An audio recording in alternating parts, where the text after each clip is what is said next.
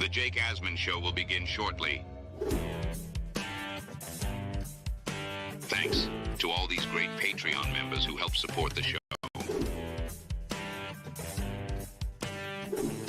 Get your super chats ready. Jake will be here in just a moment.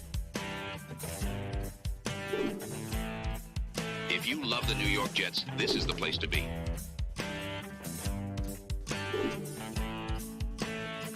And now, the Jake Asman Show.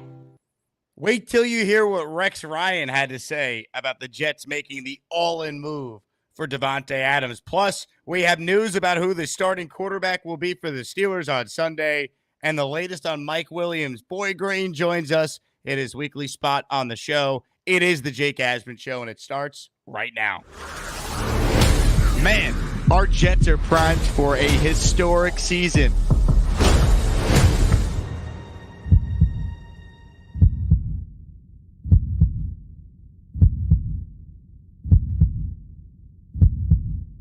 We bleed Jet green each and every day. This is not the same old Jets. We have Aaron freaking Rodgers. We have Garrett Wilson. Let's go. We have Breece Hall. Please subscribe and hit the like button below. Super chat, baby. Cut the line. We have Sauce Gardner.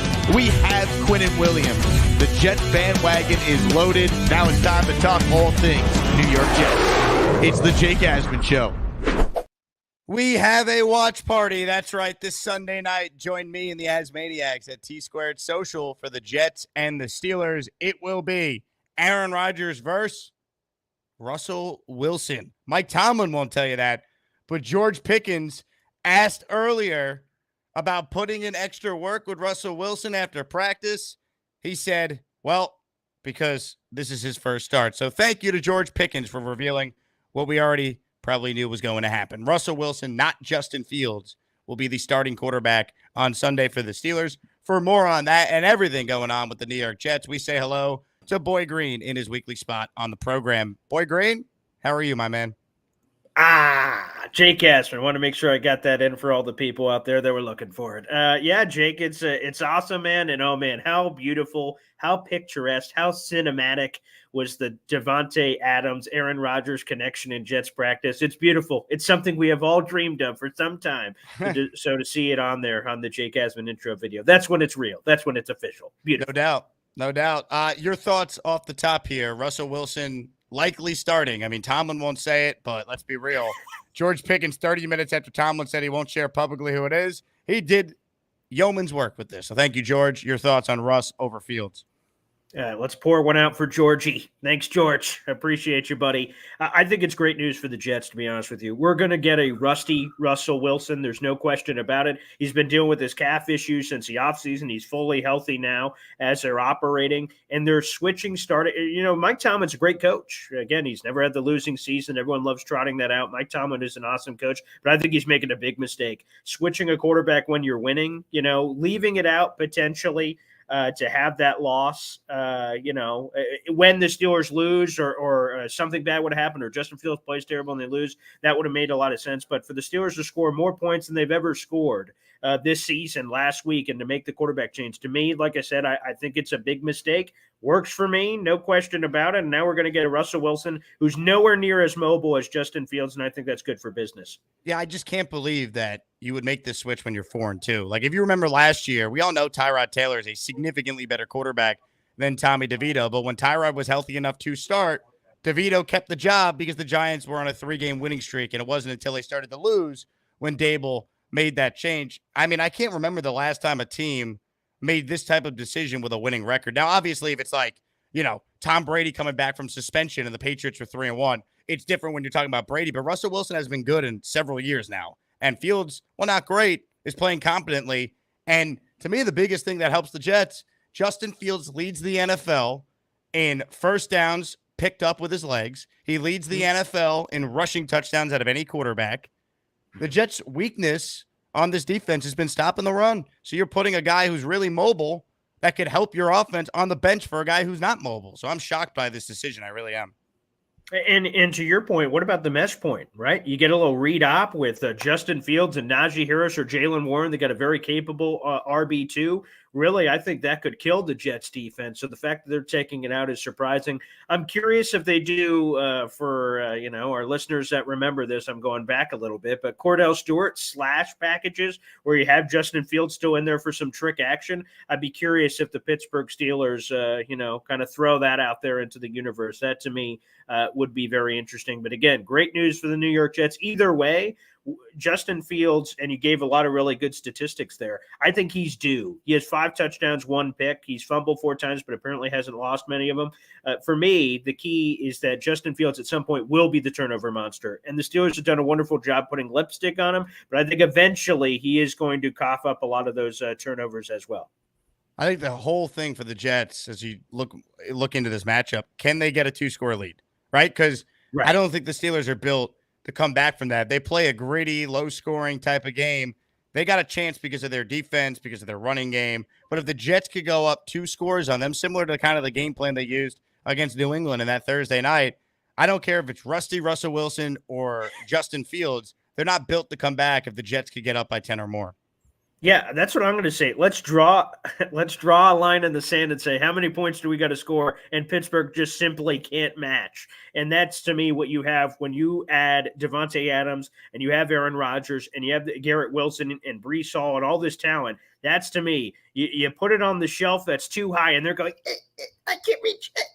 That's exactly what you're looking for this Pittsburgh team. So, yeah, to me, score all the points. Our defense is good, obviously, but let's just score more than the others. I think that's a perfect strategy. And this Pittsburgh offense, whether it's Russell Wilson or Justin Fields, to your point, I question their offensive ability. And come on, Arthur Smith is the one who's at the controls, for Pete's sake. That's good news for the Jets. 20 points. If I tell you the Jets scored 20 points, do they win the game? They do win the game. Yeah, it's like a 20-10, 20-8, 20-13, 20-12, 1,000%. I think they win the game. I think they do too. I think 24 for sure, but 20 I think would be enough. Mm-hmm. Absolutely. I think that's it. Again, the Steelers are an interesting outfit because of all the other things. There's a lot of mystique about the Steelers. The franchise is iconic. The place is crazy. It's Sunday Night Football. There's a lot of chutzpah, certainly, to playing in that venue. But again, for the New York Jets, it's absolute desperation. We don't talk about must-win often in a Week 7 ball game, but the difference between you're entering 2-4 to be 2-5 or potentially 3-4 with your next game, a road trip to New England, where you could reach back to 500, take a breath, and get ready for the rest of the season. I mean, this is absolutely massive. To me, I think it is an absolute must-win. Plus, playoff tiebreakers. Number 1, head-to-head. Pittsburgh is probably going to be in that conversation at the end of the season. The Jets, of course, would love to win the division. They're not worrying about those kind of tiebreakers, but if you're going to make a wild card, get a ticket to the dance. Let's see what happens. Again, this game is absolutely paramount. Hit the like button if you're tuning in. We're talking with Boy Green and his weekly spot on the show. We're going to get into what Rex Ryan had to say about the Davante trade. But speaking of Davante Adams, Jeff Ulbrich said earlier that the Jets plan a full workload for Adams against the Steelers in this game on Sunday night. So Davante Adams' hamstring, it has magically healed. He is good to go, baby.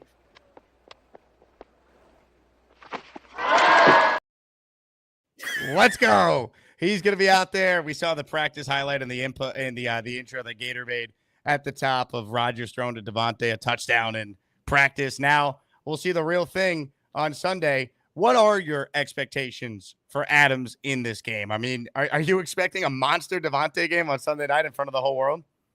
You know, we poured one out for Georgie earlier. George Pickens, God bless you for your service. The next person we had to pour one out for is the Jets medical staff.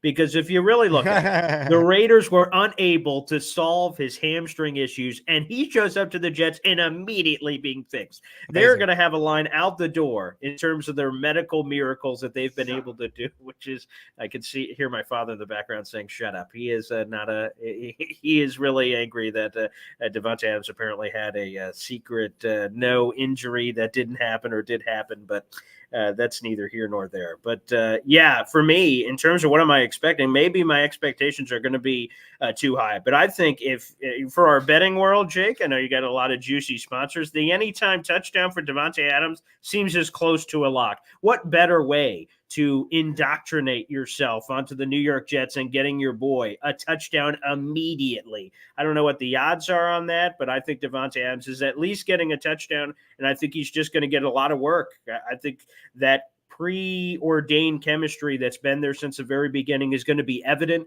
between Davante Adams and Aaron Rodgers and Garrett Wilson. If I'm number one happy, like I know a lot of Jet fans are happy, I'm probably number one on the list, then number two's got to be Garrett, because it's just going to open up things for him. Either defense are going to say, where the hell's Davante Adams, which opens things up for Garrett. And if they don't do that, then Davante Adams is going to eat. So it's all going to feed into itself. But I'm expecting a really, really big game from Davante Adams in his debut, despite the fact that basically by the time we get to kickoff, he has not played in essentially a month. I think that last game against the Panthers was like September 22nd or something. So it's been a while, but I think Davante is finding that end zone. It's almost like you knew where I was going. Ladies and gentlemen, I'm sponsored by Underdog Fantasy. All right. You can support me by downloading the Underdog app right now and using the promo code Asman, and they'll give you a deposit match up to $1,000. I bring this up because according to Underdog, here's what they're expecting from Davante Adams. So, Boy Green, let's go through it right now. And if you like any of these choices, you could use this over at Underdog Fantasy, their pick 'em, and go higher or lower on your Davante projections for a chance to win some money. So here we go. You like Davante to score, so we're going higher on a reception touchdown. Beautiful. Now, Davante's rush plus receiving total here, the higher or lower, is set at 48.5, which is basically the same number as the receiving yardage right below. So are you going higher or lower on Davante's receiving yards? That's an interesting sweet spot. I will go higher, though. I think it's just a hair higher. 20.5, longest reception, higher or lower? Oh, I'm going over. I think we could see this, just go straight for it and go like for a deep shot at the beginning of the game. Again, what better way to indoctrinate yourself with the Jets fan base than a bomb to start the game, baby? And it's just a look. It's Aaron Rodgers looking out there going, wink, and then booyah, boom, shakalaka. Give me the higher. Ladies and gentlemen, if you want to pick any of these Davante options, Underdog Fantasy, baby. Underdog, new customers, deposit, get up to $1,000 in bonus cash. One other quick one I like, Boy Green. I put this together earlier. This is $10 to win $45 at Underdog. Rodgers, higher 226.5 passing yards. I think they're going to throw because Pittsburgh stops the run, so I think they're going to air it out a little bit. That's where you can get the Steelers defense. Okay. Zerline, a little crazy to pick him, but I do think the Jets are going to score at least 2 touchdowns, so I think he goes over his extra point number there. And then that's Boswell, on makes. Wait, real quick, that's on makes, not misses, right, Jake? Correct. That is makes. Okay, I extra points confirm. Made higher than 1.5, and then Chris Boswell. I think the Steelers will put some points on via the field goal. We'll go higher, 1.5. So this is 10 to win 45. You can make the same picks if you play underdogs, higher or lower. Using that promo code Asman, sign up, support the sponsor, and win some money, baby. Let's go. Oh, yeah, baby. I love it. Okay, you made some good picks there. Very nice Thank picks. You, sir. Thank you. Ripe fruit. Ladies and gentlemen, we will get to your calls coming up. We will get to your super chats as well. I want to give out some memberships as well. So if you're someone who wants a channel membership, make sure you're subscribed to the channel and like the video. I'm going to gift some memberships coming up here, and I want you to have a chance to win. But I want to play you now, Boy Green, some Rex Ryan. He was on Bart and Hahn, his weekly spot, on their show, 8:80 a.m. You can listen to me on 8:80 a.m. this Sunday from 4 until 7:25, assuming there's a Mets NLCS Game 6. But anyhow, here is Rex Ryan talking about Davante Adams and what it means for the Jets. Yeah, no, I mean, they had to pull it off. Why? I mean, you put everything into it, and now this is just another opportunity to say, oh, hell, let's go again. Take another throw at it, and why not? And here's why. Like, to me, it makes perfect sense. All right, are you mortgaging the future a little bit? Yeah, probably. But what the hell? Like, we went all in anyway to get Aaron Rodgers. We bring in all this offensive line, revamp the entire offensive line for Aaron Rodgers, bring in his coach for Aaron Rodgers. We bring in this for Aaron Rodgers. Now bring in Mike Williams. Oh, he hadn't done anything for us, but that's okay. Strike one. Now we're going to get back in and take Davante Adams. So what the hell? Go for it and out of excuses. Like, it's simple as that. Out of excuses. And this is the easiest damn schedule the Jets will ever have. You ain't lying. The easiest. I looked at it. I'm like, my God, why can't they go undefeated? They're not going to because this team's not playing worth a damn. But it's like, come on, like this schedule. You got two of the worst teams in the league in your own division, Miami and the Patriots. You got Buffalo's not even close to the team they've been. Like, oh, excuse me, if you can't do it now, like it's so set up. I love you, Rex. They had to. I pulled that from the podcast version of the show on live radio. They had to dump it because Rex cursed on an AM station, which is a no-go. But we love you, Rex. But I mean, is he wrong? He's 100% right. There's no excuses for this team. Davante Adams makes you a lot better. I know they're 2-4, Paul, but no excuse. Go into Pittsburgh, win this game, and start the season. Tired of watching the practice videos. Tired of one Jets drive hyping us up. Wins are the only thing that matters. They put themselves in a hole. Go out there and get it done on Sunday. Man, and you just love Rex. He's always going to be one of us. Never change. Rex Tomace just says that on YouTube. 100%. It is Rex is one of us and will always be one of us. Does it mortgage the future? Maybe, but what the hell? All in Jets. I love it. That's great. And when you look at the schedule for the Jets, everything is in front of them. There is no excuses. You have, obviously, this Pittsburgh game, which is critically important for all the reasons I said before. You go over to New England. That one is critically important for all the reasons that we talked about before. And really, when you look at the toughest games on the schedule, it's going to be at Buffalo. That's a really difficult one. And you had the at San Francisco as well that was up there in the conversation. So everything is in front of them from a schedule perspective. I like that this Jets team is only going to continue to get better and better throughout the season, but you can't dilly-dally anymore. It is time. The time is now with this team hanging in the balance at 2-4. Get to 3-4, and then all of a sudden everything starts lining up. Again, it's hard for me to put the season all on one game coming up here against Pittsburgh, but it just feels like such a turning point in this season. The Jets have been close these last couple of weeks, but close and horseshoes and hand grenades. You have to find a way to win this game because you blew it against Denver, you blew it against Minnesota, you blew it against Buffalo. How many chances are you going to get to blow games when you have these opportunities to pad up the win? So, yeah, baby. Yeah, Rex Ryan's right, baby. Ground and pound. Let's go back to that a little bit. It'll be difficult against Pittsburgh. They're a top 5 rush defense, top 10 pass defense. They got a lot going for them, but it's going to be on Todd Downing, who built him a gosh darn statue for Pete's sake after what we saw in the Buffalo game. They're moving the ball left and right. I'd love to see that again on Sunday Night Football. 100%. And look, the Jets would not be the first team to go from 2-4 to the playoffs. It happens a lot. Of course. But until we see this team start winning, it's tough to fully buy in, even with Davante. And look, I'd be the first to acknowledge if they've had Davante these last couple of games, they probably have either 1 or 2 more wins right now. Greg Zuerlein is Greg Zuerlein of last year. They have 1 or 2 more wins right now. So they're not that far away, right? They're 2-4, but they have a +5 point differential, even with their field goal kicker, according to Michael Nania, only hitting at 67% right now, right? And here's some positive stats if you want them. Okay. A team that started 2-4 made it to the divisional round in 4 of the past 5 seasons. 2019 Titans with Todd Downing made it all the way to the AFC title game. The 21 Niners started 2-4 and went to the NFC title game. 2022 Jaguars and 2023 Packers. Last year, Green Bay actually started 2-5 before they went on a run and got into the playoffs. So it's not technically a must win on Sunday, but I don't see it if they're 2-5. They got to get this done and start the season up. Absolutely, without a shadow of a doubt. That's how I look at this season for the New York Jets and how to turn things around, because those positive stats make you feel even better that they can it's just this again, Aaron Rodgers said it after the game about the little details here of that flipping this or flipping one of these things. I like the energy that they came out with Jeff Ulbrich. That to me was incredibly exciting. And hopefully we could continue to see some of those things that we're starting to churn. Breece Hall coming off his best game. Garrett Wilson looked really good for the second straight week, which was good to see. And again, they might have to be doing it with a deck of cards that isn't full. We saw it last year in the Week 6 Eagles game where we're getting Craig James and Tay Hayes and all these crazy guys. They may need to have to call on some of that Jeff Ulbrich magic that he unveiled last year. Thankfully, against Pittsburgh, it's not like you're playing Patrick Mahomes, who's got a full complement of Tyreek Hill and everything else. I'm not sure if this team could take advantage of it, even with some of the deficiencies the Jets may have on the back end of their defense. Rex Ryan alluded to Mike Williams. Mike Williams, who didn't practice the first day of this week and has now practiced the last couple of days, he will be active versus the Steelers. He spoke earlier. He said that him and Rodgers are on the same page. Rodgers called him after the game the other night, and they spoke and it went well. Mike Williams says he wasn't even upset about Rodgers' comments anyway. So Williams publicly saying the right things. He'll be active for the game on Sunday. Is this a surprise? Because I thought he was going to be healthy and active and eventually traded. Kind of glad it's headed this way, though. I'd like to see Mike Williams remain on this team personally.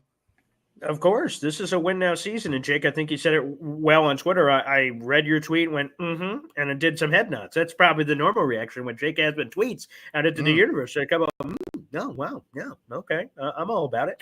The thing that I don't get, though, is it clearly seems like it pissed him off because I don't like to speculate, but there's personal reasons. And Jeff Ulbrich was asked today earlier, like, hey, did it have anything to do with the Aaron Rodgers thing? I'd rather keep that in-house. That almost, when you don't answer, it seems like an answer to it, but it's great to hear that, according to Mike Williams, that it's all water under the bridge. It's great to hear that he's going to be active. This is a win-now season. What are you going to get from Mike Williams? A fifth? A fourth? We had a Steelers insider on my show, on the evening show a couple days ago, and he said, the Jets are going to give him away for a 6- or 7-round pick. Why would we just sacrifice depth for garbage draft pick in the future? That doesn't help us now. And with the Jets' luck, somebody's going to get hurt. Have Mike Williams' cryogenically frozen depth on the bench. The only reason that would change my opinion on that is if Mike Williams was being a drama queen in the locker room and throwing that, saying, oh man, now I'm being phased out of the offense, this, that, or the other. That's throwing me off the base, or, doing an Instagram video or something talking about being phased out of the offense. If he's doing some of that, then maybe that causes some drama. But outside of that, no, I'd much rather keep him than lose him for nothing. I'm where my feet at, Williams said. That's the main thing for me. I came here for a reason. I'm here. I'm excited for this weekend and to play on Sunday. Williams sidestepped a question on whether he wants to be traded.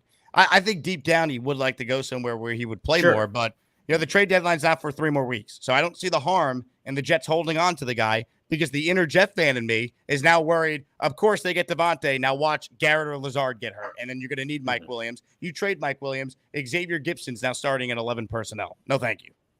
Yeah, exactly. Again, as long as only the Jets truly know, despite what they're saying at the podium, press conference, locker room, and everything of that nature. But as long as he's cool with it, the Jets should 1,000% be cool with it. Unless someone blew your socks off. Like, again, you have a critical injury somewhere with a team hurting at wide receiver. I heard some of the names: Chargers, Saints, and a couple other teams are kicking around with the Jets. Again, if they give you a legitimate offer that makes you think twice, that's one thing. But giving them away for garbage is something I'm totally not interested in. I'd rather have the depth. Mike Williams is only going to get better the healthier that he gets. It's great to hear from both Jeff Ulbrich and Rodgers and everybody. He's going to have a role on this offense. Let's go. It's been unfortunate that he's been on the receiving. He was the intended target on 2 game-ending interceptions from Aaron Rodgers. That's not what you like to hear for what that is. But let's keep him on the team. Let's see. We just sent him over a sandwich to bring him here. Now we're going to send him out with a sandwich? Come on now. Let's keep Mike Williams, baby.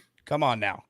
Let's get the people going. If you're watching live right now, make sure you're subscribed to the channel. I'll give you 5 seconds to do so, because I'm about to drop a 5 spot of channel memberships, and you can't get one randomly selected unless you're subscribed to the channel. So make sure you do it. Here we go. 1, 2, 3, 4, 5. Boom. A 5 spot is being gifted right now. Ladies and gentlemen, if you got it, we will shout you out. I want to thank all the listeners for supporting the show on a Football Friday. Speaking of Rex Ryan, let's hit it. Yeah, here we come, baby. Here we come. Here come the Jets, baby. Yeah, here we go. A 5 spot of channel memberships. If I could click on my own name here. Here we go.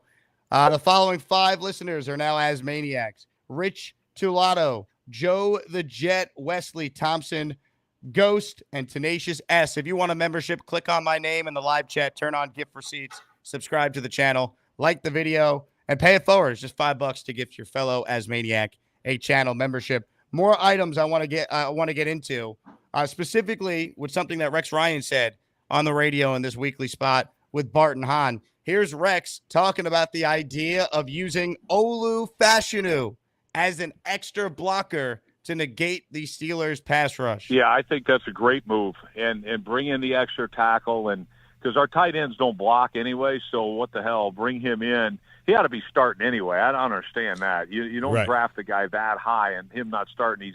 You got 2 old guys playing tackle. He's better than both of them. So I don't know what that's all about, but yeah, absolutely. Get a guy where we can protect Rodgers and give him a chance to throw it down the field. And now you got, with Garrett Wilson's a young superstar and Davante now, like we ought to be set. But yeah, I like the way you're thinking. Think protection first.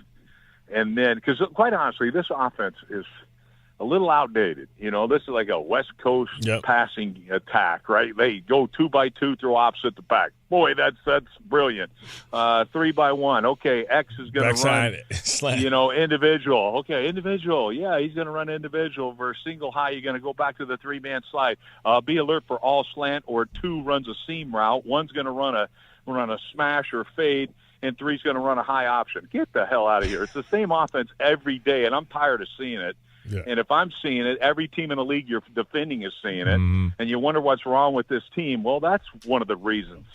That's one of the things we're doing. So I'm all for it. Bring in another lineman to help in the run game and help in protection. I'm all for it. I love Rex. I mean, he just talks like a fan, man. He shoots from the hip. I love it. That's awesome. I was writing down some things he said that I was going to bring up there during that. Okay. The one thing he said at the beginning that I do disagree with, though, I don't think right now it is fair to say Olu Fashanu is definitively better than Tyron and Morgan Moses. I don't think we know that yet. Right. That's fair. Yeah. Just to speak off of that, obviously this morning I was talking about, the theme of potentially benching Tyron Smith. Tyron has not played, obviously, up to his standard. He has allowed more sacks or let's rephrase that. He has allowed as many sacks this year as he has over the last 6 years combined. I mean, that's a wild statistic. He's given up 5 sacks this year. He's given up 5 sacks in 6 years combined prior to this season. So he is not playing up to snuff. But do you let him fight through it because he's Tyron Bleepin Smith? And then on Morgan Moses, Olu Fashnu's never played right tackle before. With Morgan hurt, he stepped up to the plate and attempted to play it. He was fine, but he's not like Olu Fashnu great yet. So that's the conversation. Yeah. So I agree with you. I don't think you could definitively say better than these quote unquote old guys. I think there's a reason that those guys are in the position they are. Now, Olu, I'm sure, is breathing down some necks. If you keep seeing him practice, say, damn, man, Olu was the number 11 overall pick. Maybe we should get this guy in here. But to just say he's definitively better, that seems a little aggressive. Now, as far as using Olu, though, as an extra blocker instead of some of these tight ends, why not, man? If you got to put Olu on Morgan Moses' side, if that's where Watt's lined up, or on Tyron's side, if that's where he's lined up, do it. Because to me, the only way the Jets lose this game is if Watt and that pass rush wrecks the game. Because Rodgers' strength is getting the ball out quick, and Nania had some analytical numbers. This Steelers defense is not very good when the ball is out quick, and Rodgers has the second fastest time to release in the NFL. So it's actually a good matchup for the Jets now with Davante and man coverage as another, quick option off a blitz or what have you, just getting the ball out fast. But if you trail in this game and then you need long developing routes to get back into it, that's where it could go haywire. So protecting Rodgers has got to be the number one thing, because if you protect him, I don't see how the Jets offense does not score at least 20 points, and that should be enough against Pittsburgh. Yeah, I mean, we've obviously seen it from all the tight ends. Tyler Conklin, Brendan Bates is not a name I thought I'd be saying on the Jake Asman show. So if whoever has their bingo card at home for that, please check that one off. I mean, honestly. So, yeah, I'm open to other opportunities. When we've seen that sort of regression, that sort of sucking from a run blocking, bring Olu in, do whatever it takes to try to both protect. And I agree with your diagnosis that that's how the game gets wrecked. If TJ Watt just starts going ham and we don't have an answer to throw in the kitchen sink at him and then allow other guys to get involved on that Steelers defense, that's where the Jets, the entire game just, devolves for the New York Jets. So bring in extra blockers. I'm able to do that. And again, maybe Olu's a conversation if Tyron can't turn it around sooner rather than later. Ladies and gentlemen, hit that like button, subscribe to my channel, subscribe to Boy Green's channel. If you're just tuning in, Wesley Thompson in the house. Hell yeah. Thanks for the gifted sub, Jake. You the Asman, my man. Appreciate you, Wesley. Dan Hops did it the old-fashioned way. He's like, I don't want to hand me down. I don't want someone to just hand me a membership. I'm going to do it myself. He signed up and became an official channel member. Thank you, Dan. Bang! Bang! Look at that. I love Let's that. go. Let's go. All right, Boy Green. I want your thoughts on Haason Reddick. Oh, okay. What's your take on where things stand with Haason? He now has a new agent. It's been a couple days of nothingness. Are we just going to wait till Tuesday around 10:07 again for some Haason news to drop? Because Salah got fired 2 weeks ago on a Tuesday. Devante got traded Tuesday this week, same time, 10:07. Is it going to be me and Joe B Monday morning, and then we get I Haason was just news? about to say, Do we clear get your something- schedule, Jake. Yeah, do we get something before then? What are your thoughts on that? Yeah, to me, it feels like rubber is meeting the road, so we're going to get a result, whether good or bad. It also depends on your perspective, I guess. Like Drew Rosenhaus joined the facility, the FS1 show, and said, I didn't get hired for Reddick to miss this season. And that, to me, was like perhaps the most powerful thing that Drew Rosenhaus said during the entire conversation. He wants a multi-year deal. Okay, big whoop. That's what Haason Reddick wanted before, and that they've already had conversations and also trade conversations because they're exploring all their options. For people who have been confused by that, okay, is there another team out there that is willing to pay Haason Reddick the money? There wasn't in March. I doubt there is in October, but sometimes desperate teams do desperate things when there's injuries all over the place. Cowboys have a bunch of guys injured. Lions have a bunch of guys that's injured. So that makes a lot of sense. But to me, I think we're getting something. Let's call it the Tuesday date to keep the train rolling here, whether Haason Reddick is traded or that he's signed long-term. To me, it's kind of the same thing as the Mike Williams thing in a different way, is I think he ends up coming back and playing the rest of the season, and they worked both Rosenhaus, Reddick, and the Jets work out something for this season, because if Reddick and his people, Rosenhaus, go out to seek a trade and no one's willing to do it, then their only option is to play for the Jets if he wants to accrue the season and for it to count, which means he'd have to report by week 13. I don't think they're going to wait all the way to week 13 for him to report, because while that is the minimum amount of games required, he's not just looking to check something off the bucket list. He ultimately wants the bag of money at the end of the rainbow, and that would require him impressing during these times with the New York Jets. So my gut says that he eventually shows up for the Jets. Let's call it Tuesday. And he rides through the rest of the season, giving him everything he has. And then Jets say, sayonara, buddy. Let someone else pay you. And it won't matter to them because they're trying to win right now. And I think that's ultimately the solution. So I think working out the trade is unlikely unless a desperate team like the Lions just says, okay, we'll give up a second-round pick or something crazy for Haason Reddick. Then the Jets would do it. If other teams are just offering nothing, it behooves the Jets just to hold on to the asset and let's go. They're trying to win this year. What the hell is a future pick anyway? If the Jets don't win, Joe Douglas isn't here. Why does he want to give a future pick to the next general manager of the Jets? That, to me, doesn't make sense. Ladies and gentlemen, it is your turn to get your voice heard. Gusbuster Hotline is open if you want to call in and be a part of the show. It is pinned in the live section of the comments on my channel and Boy Green's channel if you're watching the simulcast on his end. First up today is Kyle Clifton from the Great Outdoors. Hello, Kyle. Kyle, you're on mute.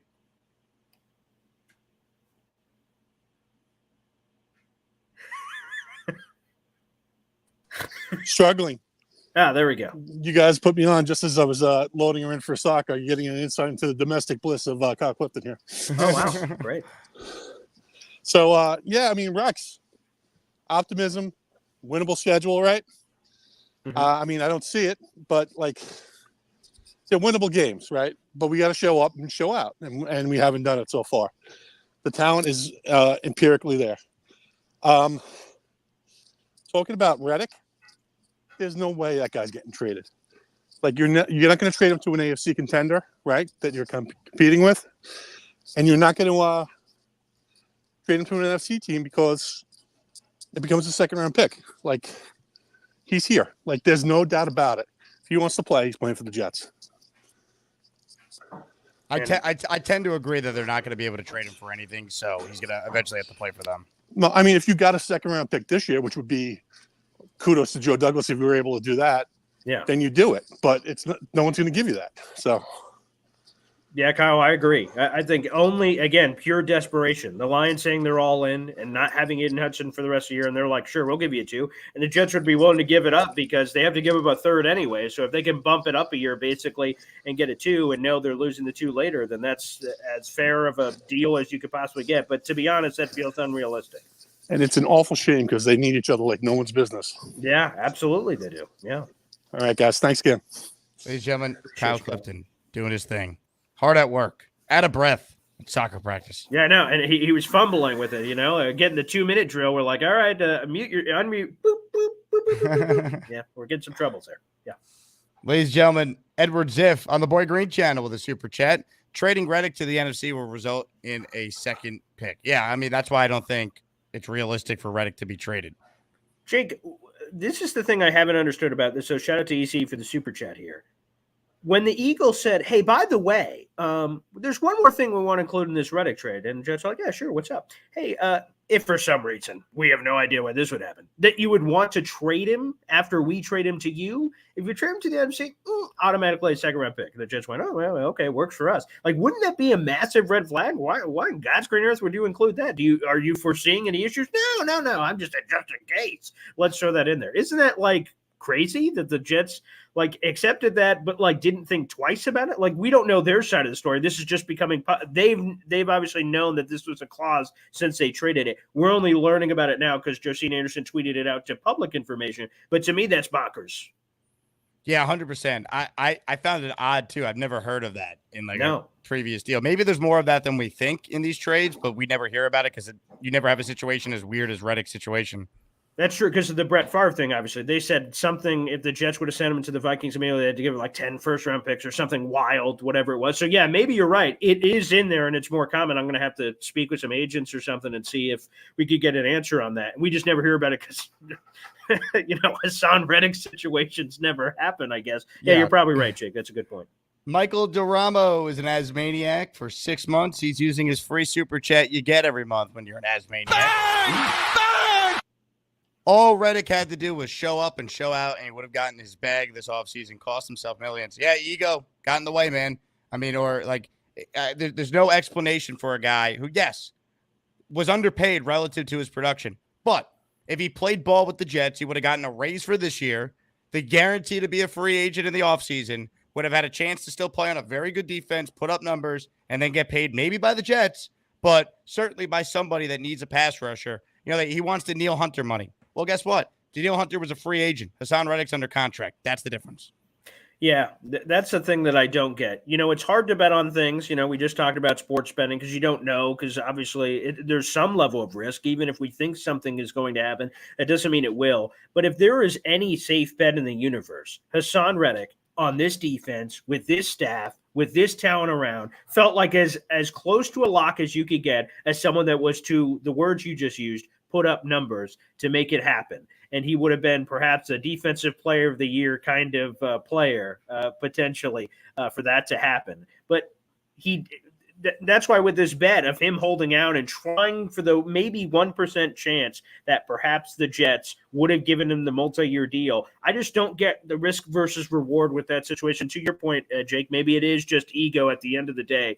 But wow, even if he plays this year, again, we're running out of games. We're running out of games because we're not even halfway through the season yet. But relatively speaking, we're running out of games. If Reddick shows up next week, because it's not going to happen for the Steelers game, if he shows up next week for Week 8 New England and he records 6 sacks to the finality of the season, who is going to pay him the crazy multi-year deal? Spoiler alert, no one. And someone's going to give him a 1-year prove-it deal. And guess what? He's a year older now. He's 30. Next year, he's going to be 31. That just makes no sense. His people blew it. He blew it. Whoever blew it. Somebody blew it. And now I don't think he ever gets that truly, truly unbelievable bag that he could have, should have, would have got if he would have played this differently. Ladies and gentlemen, more of your calls right now as we talk with Boy Green, this weekly spot on the show. Joe the Jet's on the line. He just got a membership earlier this show. What's up, Joe? Hey, guys. I don't know why. I'm going to call back real quick because something's glitching out right now.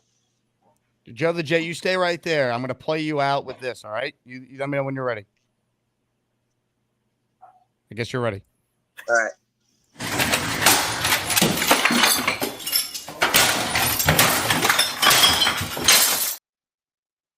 Thank you, Joe the Jet. Open phone lines for anyone who wants in on the conversation. Hey, real quick, join my Patreon, patreon.com/Jake Asman Show. I'll give out a link where you can get Jets jerseys for $30 or less. When they add Devante Adams, you'll be able to get a number 17 jersey at that price. You also get access to our private Discord channel. You get yourself bonus shows that are not on YouTube. And, of course, your name in the intro, plus 15% off every item in the merch store. It's patreon.com/Jake Asman Show. Joe the Jet is back. Let's see if it's better this time. Hello, Joe. Hey guys, the audio was messed up. All I can hear is the Knicks commentator saying "bang, bang" so many times. It was just too many times. It was had a- like kept on repeating. Wait, Yeah, wait. You had yeah. a loop of Mike Breen saying bang. That's all you heard? Yeah, I heard just bang, bang, bang, bang. That's all I heard. But All right. I mean, it's a great So, thing to quick hear. question: honestly, what's Knicks going on with the is back, hoodie? baby. Is that like an Eastern Conference hoodie? You got like the Knicks, Bucks, Celtics. What's going on there? What kind of hoodie is that? Oh no, yeah, no. This is NBA, all NBA sweatshirt. So Okay. you got like there's Western Conference teams. In there. yeah. So you got okay. Grizzlies. So yeah, Wow. no. So look, I'm all decked out and ready for NBA season. But let's nice. talk some football. Who's your right? team, Joe? Are you a fan of just all 30 teams? Like you're just Are an you Oh, NBA no, down fan? below? Are you going to wear an NBA cap? I'm Knicks all okay. around, baby. Okay. I All mean, right. this is my team. It's good to know. Okay, good. But yeah, no. So let's just talk some football here. The whole Haason Reddick thing, just going back to it. I mean, the whole timeline. I mean, you can make like a documentary about how stupid this holdout is, and it's crazy just to sort of remember when it started, and everyone's like saying like, oh, it's nothing. It'll get signed, by the end of preseason. Then at the end of preseason, it's like, oh, whole time week 1. Then week 1 passed, and then it just starts to linger on and on and on. And no, I don't want to trade him. If we're gonna trade him, I would trade him to the Arizona Cardinals, honestly, if my preference, and I would trade him for a player. I wouldn't trade him for a pick. I would trade him for Budda Baker. I don't know if the Cardinals would try something like that if they really want Haason Reddick. We can definitely take Budda Baker off of their hands because we need a safety, honestly. I think that's a more underrated need that we need, honestly. Yeah, no, it's just, because Ashton Davis ain't it, man. He stunk last week on Monday Night Football. Yes, we have that guy Mills from the Eagles. He's all right. Yeah. He's sort of like a decent sort of piece. But to me, he's just a jag. He's just a guy at this point in his career. As we know, Chuck Clark is on IR, but safety position is clearly a need. I do want us to make some moves for edge or any defensive lineman in the trade deadline as well. But if we're going to trade Reddick, that's the place I would rather go to, and that's the ideal trade I would think of. I wouldn't think about getting picks. Again, F them picks. We're trying to contend this year. We're trying to get players. So that's what I would probably think about, honestly. I love that idea. Yeah, bring Budda Baker in. Very nice. Straight for Joe straight. the Player Jet. for player. Yeah, Joe. Fan of all 30 NBA clubs. That's so funny. I was hoping when he reached up, he was going to put an NBA cap on. I would have lost it. That would have been amazing. It's like Rob Lowe and he wore just the NFL shield. He's just a fan of the shield, man. You're just Loves a fan the of the league. Just supporting the brand. How can you not appreciate that? More of your calls right now on a Friday Boy Kareem soiree on the Jake Asman channel. Let's say hello to Kentucky Jets fan. Hello, Kentucky Jets fan. Hey guys, what's going on? What's going on, brother? I'm guessing the name is true based on the accent. You are Yeah. indeed from Kentucky. No, I'm from Cooperstown, New York, but I live in Louisville, Kentucky. Okay, Oh, okay. all right. How long Yeah, have you lived in Louisville? About 7-8 years. Wow. Cardinals aren't really a great football team, but you know how it is down here. Hey, get yourself some bourbon from Custom Bourbon Tours if you're in Kentucky. Yeah, I like that Blanton's. That's pretty good. But anyway, I wanted to talk for a second. So I know we have a problem at safety. I saw on NFL that Jamal Adams got released from the Titans. Would that be something that the Jets could possibly look at? Reunion with Adams?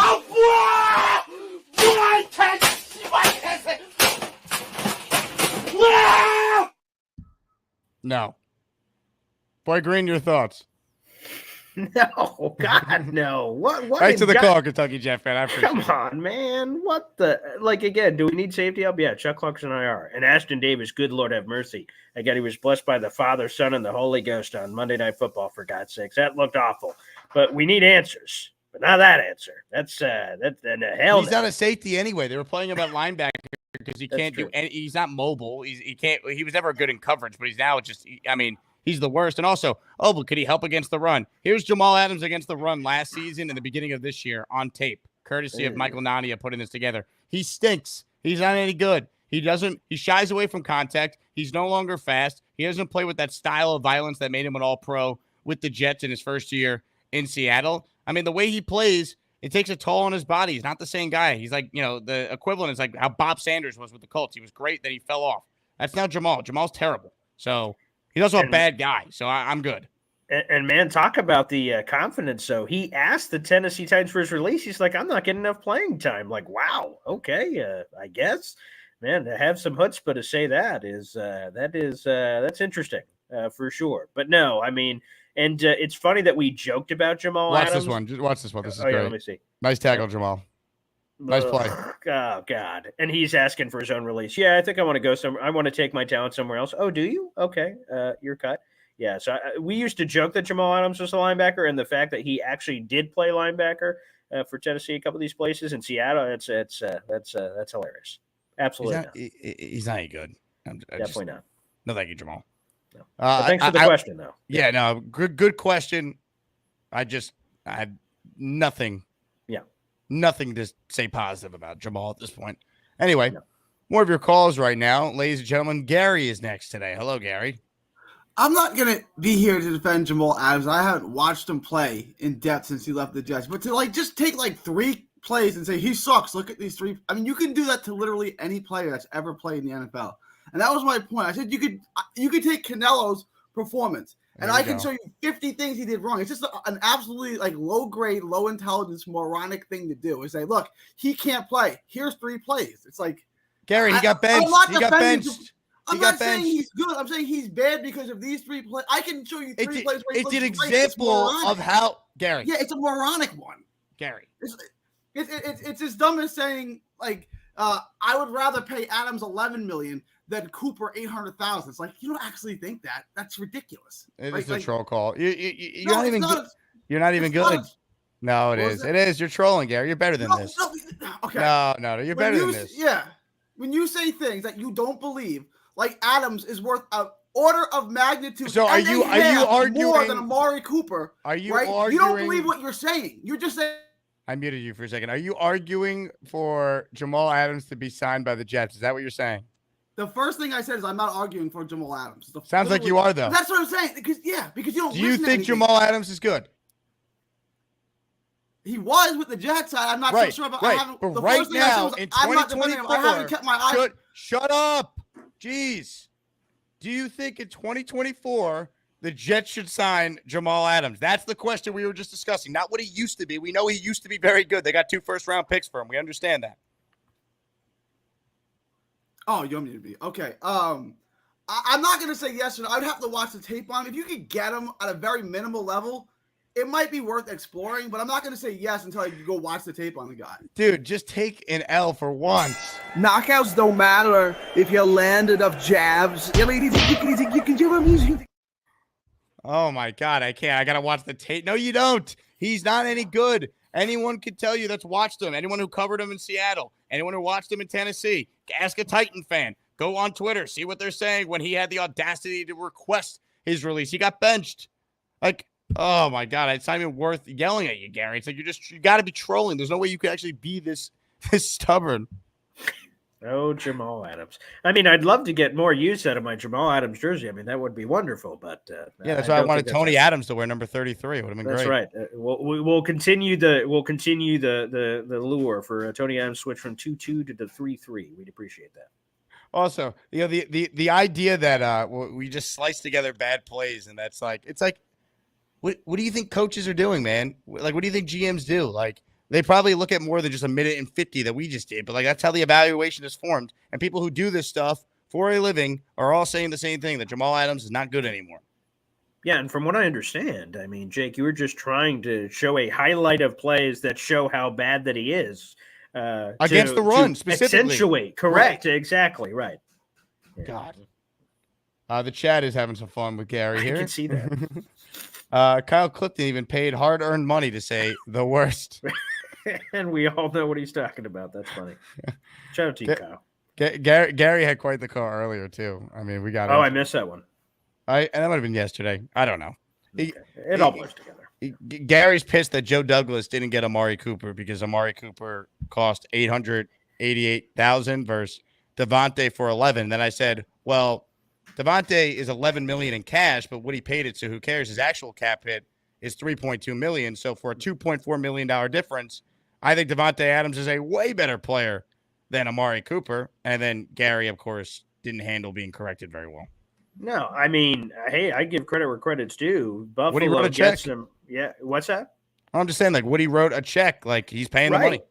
Yeah, and Damari's making, less than $1 million. But here's the thing that why I'm willing to pay the difference is Devante Adams knows the offense. He knows Aaron Rodgers. He's living with Aaron Rodgers. Like, all of that to me, when you're talking about a mid-season acquisition, like, that is as smooth of a transition that you can ever hope for from acquiring a player. I like Amari Cooper a lot, but he doesn't know Aaron Rodgers. He doesn't know the offense. Bringing him in, despite whatever we're talking about value-wise, I think we're just speaking different languages. I don't think it's in the same ballpark. I mean, Davante Adams is so much better than Amari Cooper. He still is. Like, you can't convince me otherwise. Yeah, and I know. Me and my dad were arguing about it earlier. He was bringing up the stats for Amari and saying, look, they're not that different for Devante when he came into the league to this, outside of touchdowns and a couple other statistics. And I'm like, I just don't see him in the same ballpark. I think Amari is super talented. He's a great route runner, but just don't see it. And what you said earlier is spot on. Yeah. You can't place a value on him already knowing the offense and having chemistry with the quarterback. Like, Amari Cooper, if the Jets got him, he'd make them better. But how quickly are him and Rodgers going to get on the same page? Mike Williams is a veteran who played with a great quarterback in Herbert in L.A., and they're not on the same page yet. Like, it takes time with this offense. So, I mean, it's a no-brainer. But anyway. And by the way, what are we going to have Mike Williams conversations? Man, Amari ran the wrong route. We got another pick in week 7, week 8, like, come on, man. We can't afford any more of those. So, again, that to me is worth the price of admission is, again, that Devante Adams, Aaron Rodgers chemistry magic to me. That is worth it already. On top of the fact he's already one of the best receivers in the league, obviously. I am gifting another membership right now just to apologize to the audience for having to deal with that Gary call. All right? I can't. Gary has super chatted.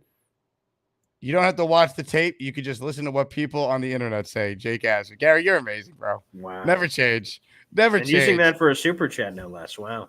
Thank you for the $5. I'm taking your blood money and I'm gifting someone who's listening to the show a channel membership because I don't want your blood money after your nonsense these last couple of days. Anyway, super chat or channel membership has just been gifted. If you hear your name called, Dan Krumanaker, you are an official as Maniac. Boom. Thanks, Gary. Gary, thank you for your service.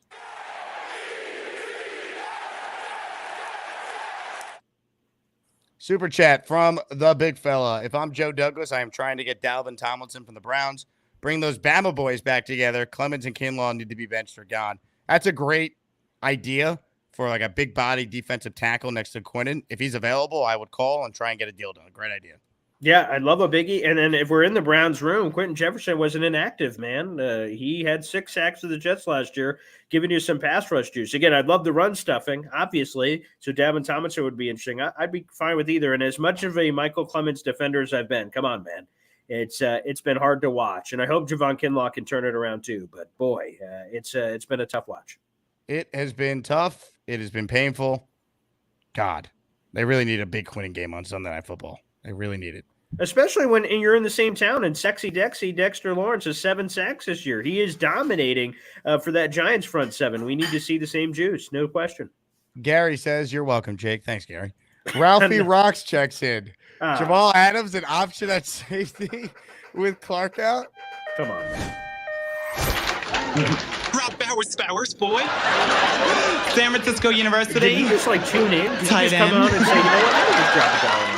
Next year, I hope to be a wide receiver. God. Just brutal. Just brutal. 25 writes in.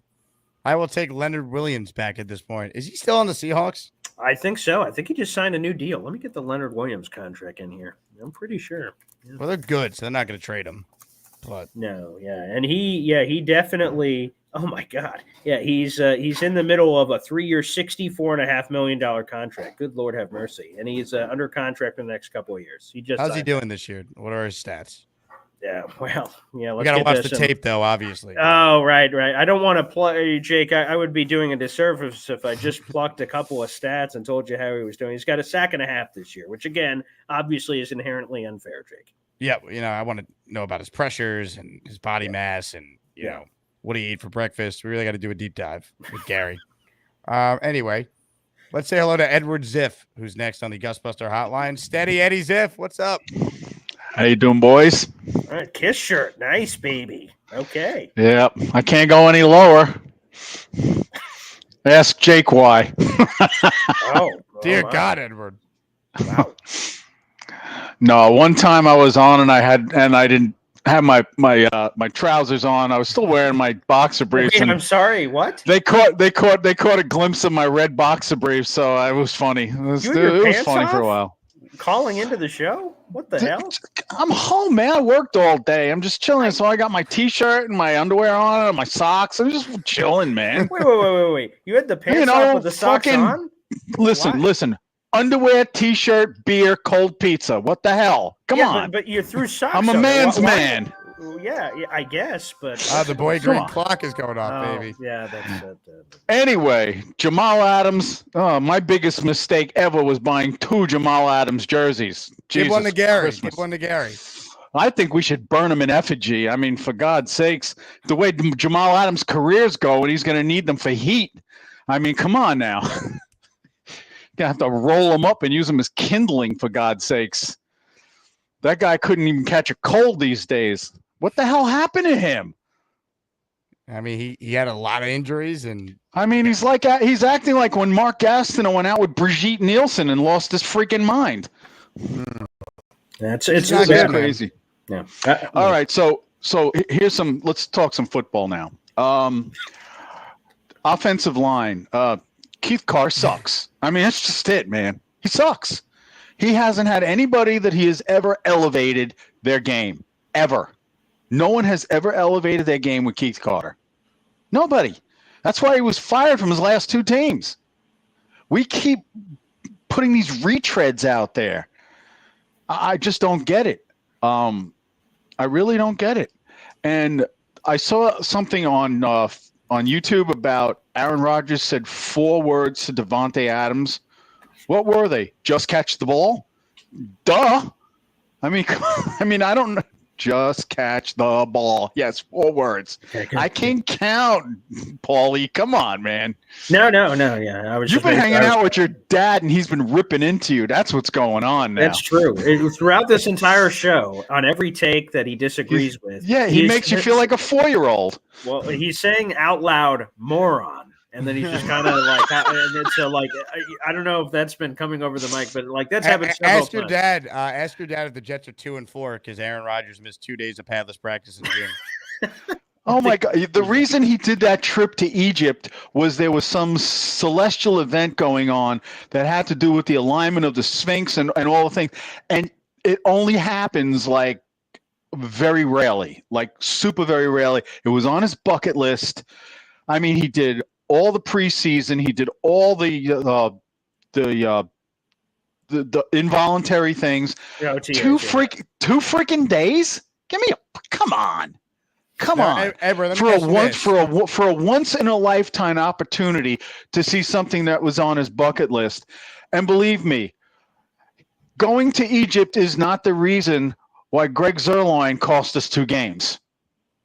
Maybe he should have went to Egypt. Yeah, Edward. Yes, go ahead. You're a resident offensive coordinator on this show. What did you think of Todd Downing on Monday? I think he did a pretty good job. It was definitely, well, if you ask Boy Green, I call him Boy Green a lot. I've said that the Jets have to be unpredictable. They have to do things that are completely outside of their norm. And Todd did that. He did a lot of things that were not what the Jets do. So, I mean, they'll eventually catch up with watching film. But I had been telling Boy Green for a long time, we need to have 2 running backs. We need to have now I got ripped apart by Nick. What's his last name? Faria. Nick he joined Faria. this show too. Yeah. Yeah. Last week he ripped me apart for me suggesting that on like a 3rd and 5 or something, you take Aaron Rodgers out and you put in Tyrod Taylor. Tyrod Taylor with the 2 guys in the backfield and do an RPO play. because Aaron, and it's not because Aaron can't do it. Aaron's beat up at the time. His knees are tweaked. His hamstring's bad. He just came off an Achilles. His ankle was fucked up. Excuse my French. So how in the hell are you going to do an RPO with Aaron Rodgers at 40 years old when he's been getting pounded? You're not going to take him That's off the why field. I was. Remember when Rexy had Ray Lucas? Was it Rex with Ray Lucas? No, that's too far back. Or was it? Well, anyway, but even they used to put him in there, and you just. I'm just talking. Brad Smith, whatever. Yeah, just do some crazy stuff that the defense is not prepared for. Edward. Just a few packages. Edward, they were 1 for 4 in the red zone. They moved the ball fine. They just need to convert in the red zone. It was penalties. We scored in the red zone and drops. Brees dropped a pass on the opening drive when they were moving. Mm-hmm. Garrett Wilson, tough play, but you got to hold on to that pass in the end zone. He said as much afterwards. They had their chances. And we had some creativity. Braylon Allen was in the fullback role. He had that trap play that got into the end zone. Tyron Smith holding call. Garrett Wilson was in the backfield a couple of times, motioned out. There was a lot of that's what I'm saying. That's what I was saying. That's why I like what Todd Downing did. He did some unpredictable and not of the norm stuff that's on tape that anyone studying the Jets for the games would have seen, and that's why we did so well. Bob P. wrote in, now I want Gary back. All right, see you, Edward. Gary, hello. Hey, it's what the people want. You Nate. Thanks for the time, Gary. Gas station pizza is better than a Big Mac.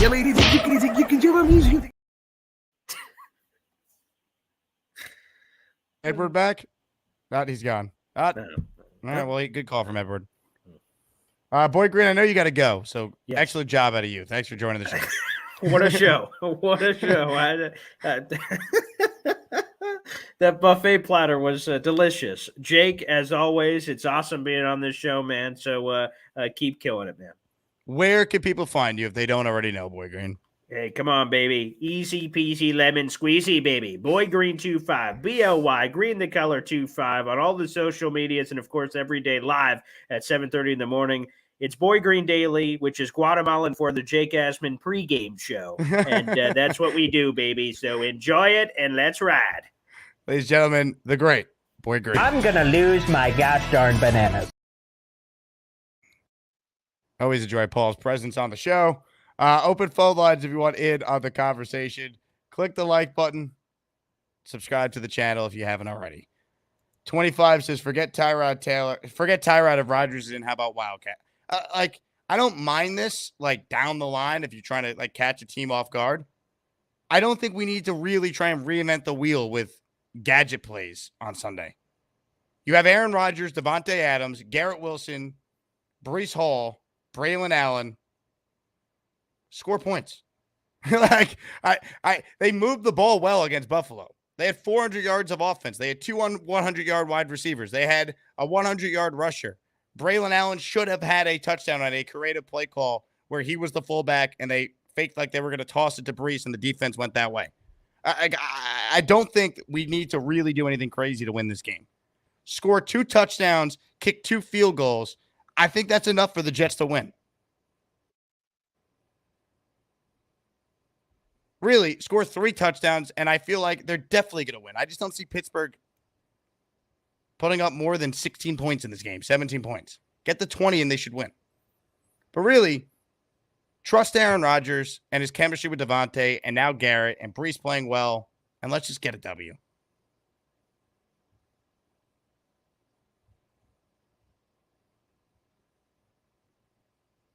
I'm laughing at my holy saying Zerline should have kicked a field goal between the pyramids. That's funny. Oh, man. Boomtown in the house. Why would you take Aaron Rodgers off the field? We just waited 1.5 years to get him on the field. Amen. The only time Aaron should be coming off the field is if it's a blowout and you're letting Tyrod play out the stretch. That's it. I completely agree.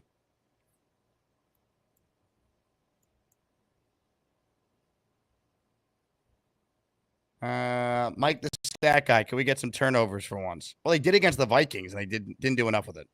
And last week, they had a chance to fall on a fumble, and they didn't. If Russ plays, he's turnover prone. And he could be rusty, too. That's the thing. I'm shocked they're making this decision.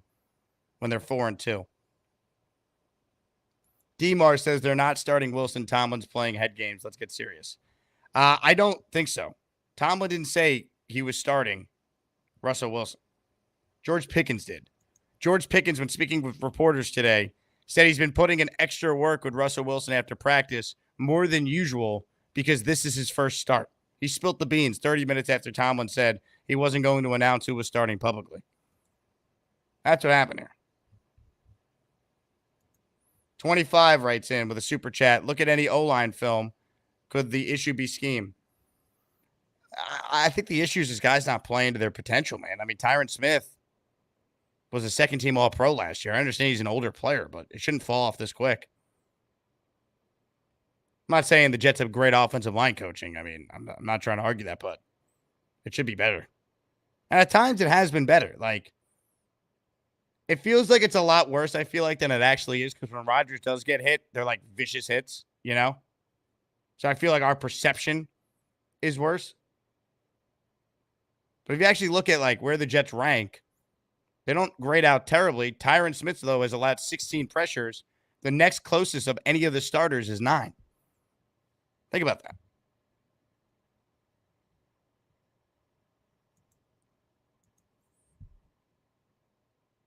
Ladies and gentlemen, let's get back to your calls right now. The Hamburger's on the line right before, actually, the Met game's about to start. Maybe it did just start. Hamburger, you're watching the Mets and you want to call into this show? Of course, why not, man? I can chew gum and walk at the same time. So well, me seeing you on hold just reminded me to switch my TV from ESPN to Fox. So thank you. Yeah, I got the whole basement going on here. Wow, man. what a setup! Yeah, I got the legit deal down here. So listen, Gary's out of his mind, out of his bird. I don't like to call about other callers, but Gary, man, wake up. Jamal Adams is a garbage player. No matter how many pieces of clips you string together, he's garbage.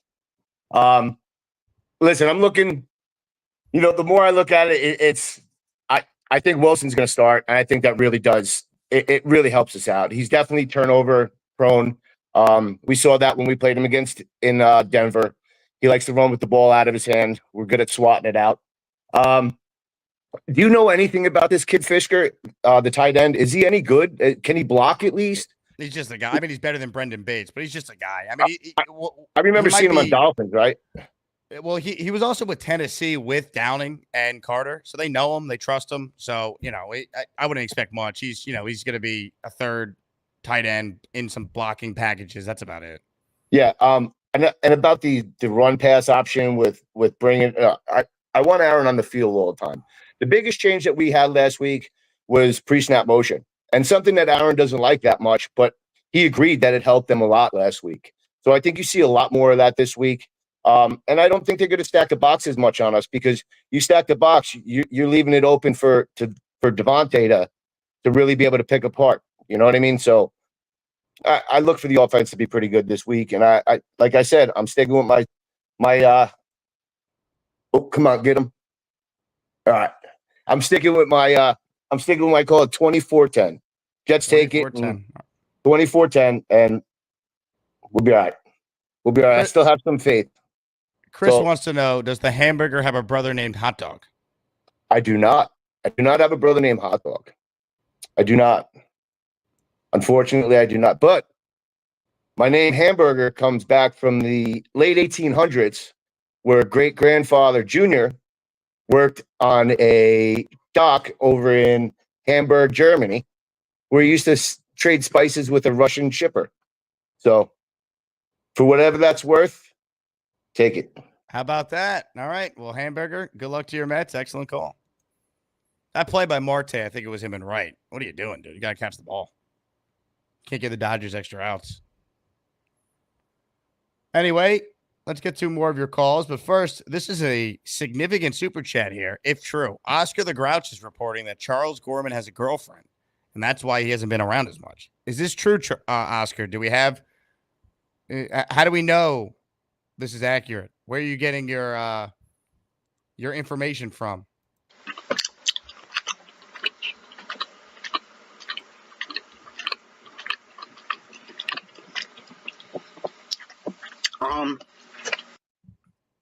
These are the questions we need to know. Need some proof.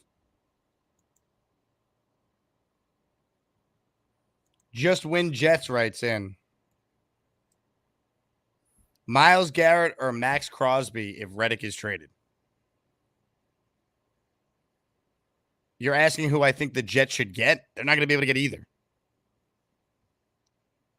Who do I think is the better player? I think Myles Garrett's a better player than Max Crosby. But this is like deciding, would I rather make sweet and passionate love to prime Jennifer Aniston or Margot Robbie? Like, it doesn't matter. Ladies and gentlemen, more of your calls right now. Let's say hello to Ted down in Florida. Hello, NY Jets, Florida. How you doing, Jake? Living the Couple dream. things. Hey, Jake. Couple things. How come our defense, we're bad enough at turnovers, right? Creating them. I see so many teams punching the ball out of receivers' hands and running backs' hands. Why don't we teach that technique? Is that like a specific thing that certain coaches teach? It would seem so obvious that you would just get in there and try to hit the ball out, punch the ball out. We never seem to do it. Well, sometimes when you do that, though, you don't make the tackle. You got to wrap up and secure the tackle first before you try and force the turnover. Well, we can't tackle anyway. So I'm thinking of ways to create, you know what I mean? Like the last game was an embarrassment. Players bouncing off of running backs. I'm still not over that. Jake, I wouldn't mind if Aaron Rodgers threw the ball 40 or 50 times this week and sat in the shotgun. I mean, that's one way to protect our defense, from our inadequacies and also our offensive line from our inadequacies. Why not just go out there, spread the Steelers out, and you could protect Rodgers in the shotgun? And so if we throw it 40 or 50 times, what's the difference? Why do we want to take the chance of him getting killed by TJ Watt? Well, I mean, I think you need to have some sort of running game. Like you don't want to completely abandon the run. True. I'm saying we should be heavy pass.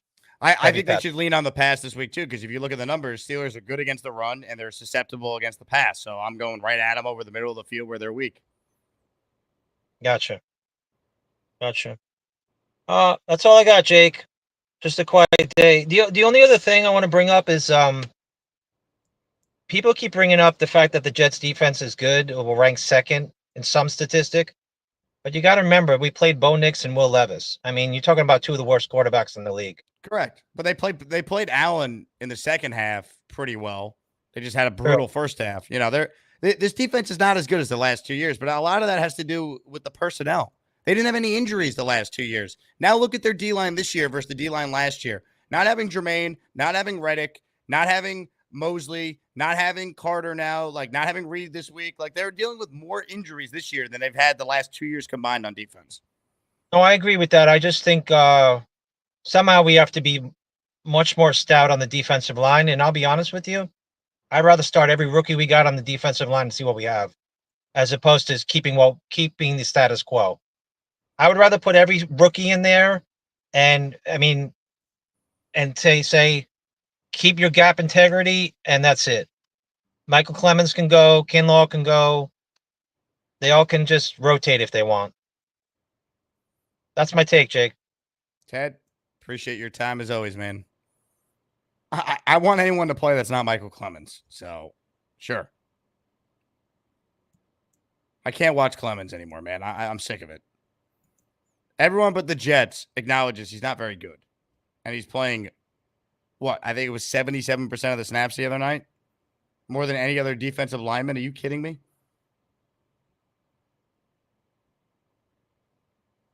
Joke. Oh, I'm doing another Zoom meeting. Oh, farts, Jake's going live. Gotta end my friggin' stream. I'm Bobby. Hi, Jake. How you doing? Hey, Bob. I do miss Rex Ryan on our team. I think he's a funny guy, isn't he? He's a good coach. Love Rex. Michael said hello to you. Ah, Mikey. And he says that they should start bringing Tyrant Taylor for a few plays. Do the what's that they say. No, Aaron Rodgers not leaving the field. Stop it. All right, that's what he brought out. That's what You tell Michael I say that's nuts. Okay, well, yeah, I'm happy we got Adams, and I do miss Charles Gorman. Where has he been? We miss him. According to the reports from Oscar the Grouch, he has a lady friend now. Yeah, I don't know about that. I don't think so. I really Why? Charles is quite the catch. Someone's very lucky out there. But maybe Carly. I don't think Carly's dating Charles. I Yes, could be wrong, but I don't believe so. Okay, I'm only kidding. I'm teasing. I go after her. You should. What? I said you should. Yeah. You're a single guy, right, Bob? Sarah's still my friend, but. Oh, yeah, okay. Oh, yeah. The Mets, I hope, win tonight, and the Yankees hopefully win tonight. They stressed me out all last night watching both games. You know that? It was horrible. I did not like that at all. How you feeling today? Good? I feel very good, yeah. How's your dad doing? Good? Tell He's him I well. said well. I'll let him know. Is he going to the Halloween game, you know? He might. I don't know. He hasn't told me. Ask him if he's going, then we can meet him. And I am taking my medicine. Tell him. My toes work perfectly now. I could walk. I could drive. I could do anything. That's good. Okay, so we'll talk to you soon. Tomorrow morning. Who's on tomorrow morning for Saturday? It's a surprise. It's a surprise. Oh, I can't wait. What time? 11? Maybe. 10? All right. Usually you do 11. Okay, we'll talk to you soon. Have a good day. Have a good one. Well, you know, I'm getting really freaking pissed. I thought I saw Gary's pretty wife. I need to get some sleep. I'm happy.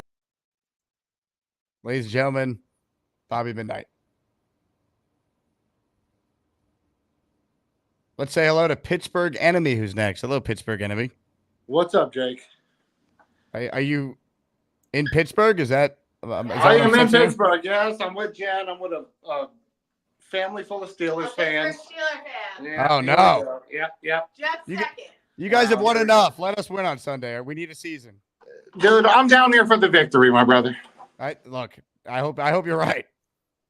Sorry for I wanted to be set up better on the first time caller, but yeah, we're down here for the good vibes. I want Davante Adams to just show out. Hopefully he opens up passing for Garrett Wilson, and we come away with the W, man. We really need it. We do definitely need it.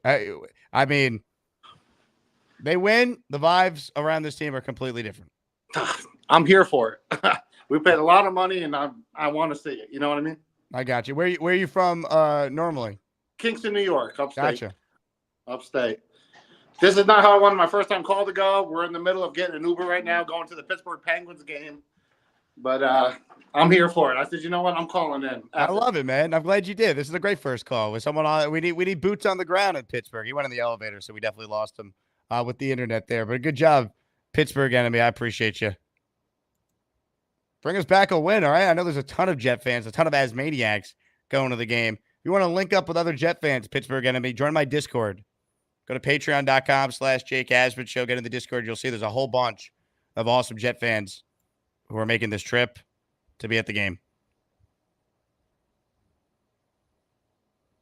Tom Ace writes in, we need a call from Justin, Lane's cousin in Pennsylvania. We do need a call from Justin. He was tremendous last time. But a great call there by Pittsburgh Enemy making his debut.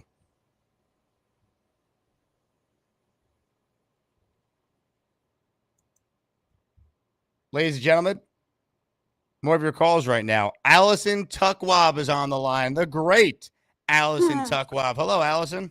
Hi. How are you? Good. I agree, Adams and Aaron. I was hyped up for them to play, together.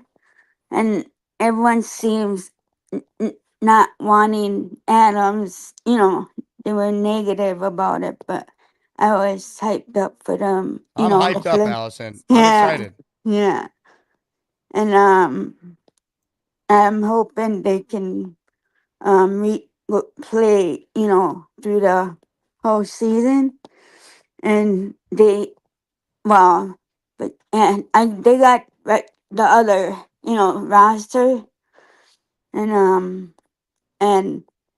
and Garrett has a good teacher, Adams.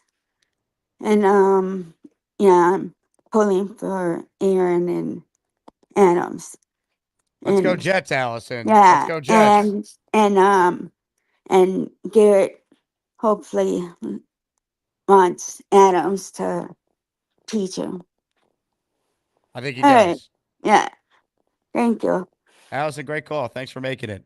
The great Allison Tuckwab, everybody. You watch Talking Jets, you watch this show. Allison is always supporting.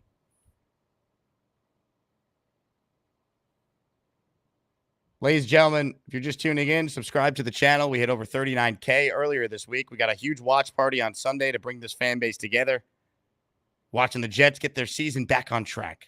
That's right. It's Friday. I can now be positive about this game.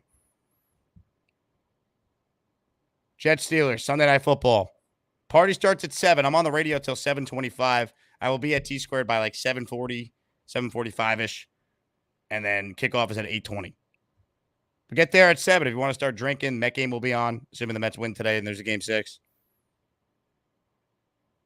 J.E. writes in, Garrett Wilson is definitely not re-signing. Hey, thanks for the nonsense. We'll see you later. I'm glad to be in Asman's Shadow Realm. Into the Shadow Realm you go. Aaron Rodgers is a glutton for fame. I don't think he loves his teammates. I think he loves attention. GFY. First word is go, and the last word is yourself.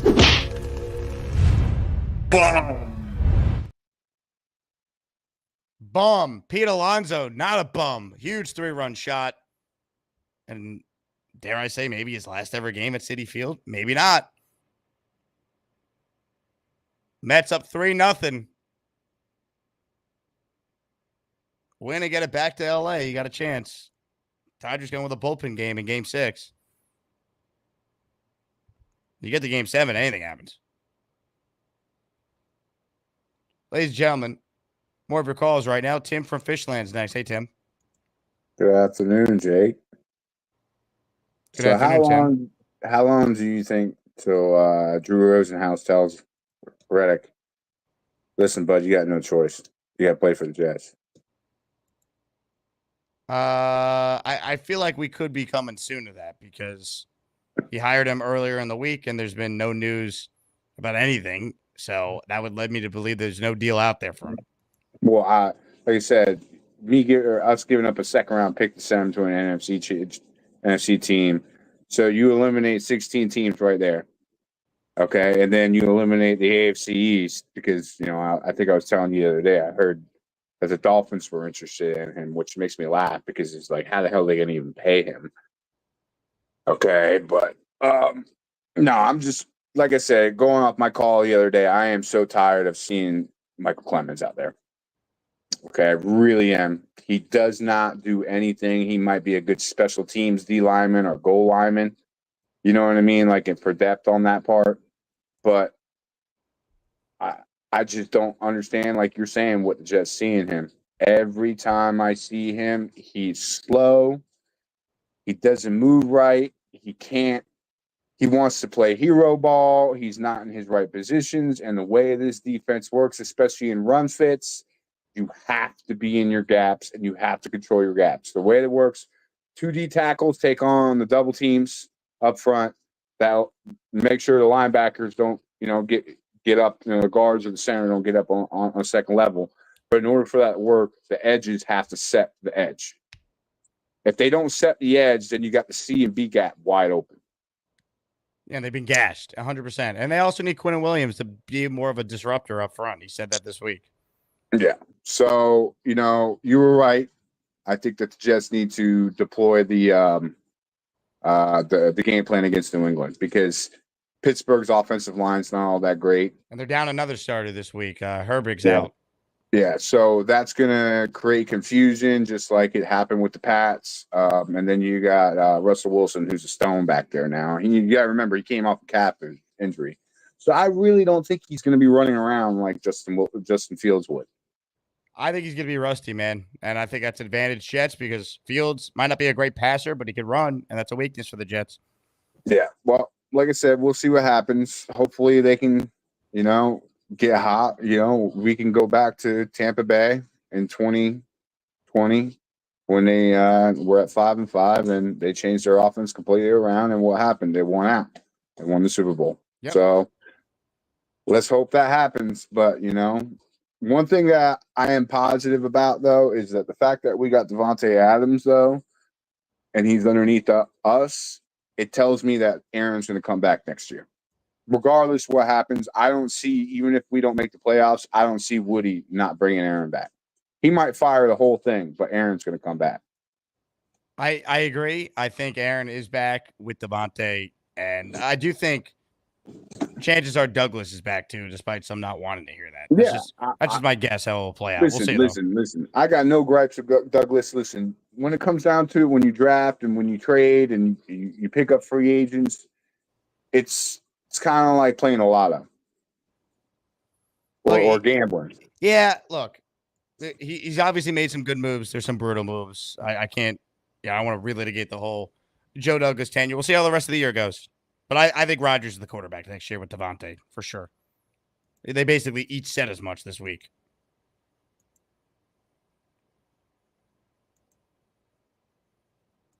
Ladies and gentlemen, Ryan Kaza was the name of the caller who called in earlier. He was a first-time caller. He's excited to be in Pittsburgh. We lost his connection when he went in the elevator. He is walking around the streets of Pittsburgh right now, assaulting Steelers fans. Hello, Ryan. Yeah, back with Pittsburgh Steelers fans. Yes. Look, we're down here, Jake. We're in enemy territory, my brother. There we go. Enemy territory. Waiting for the Uber. I didn't mean to lose connection on the elevator like that.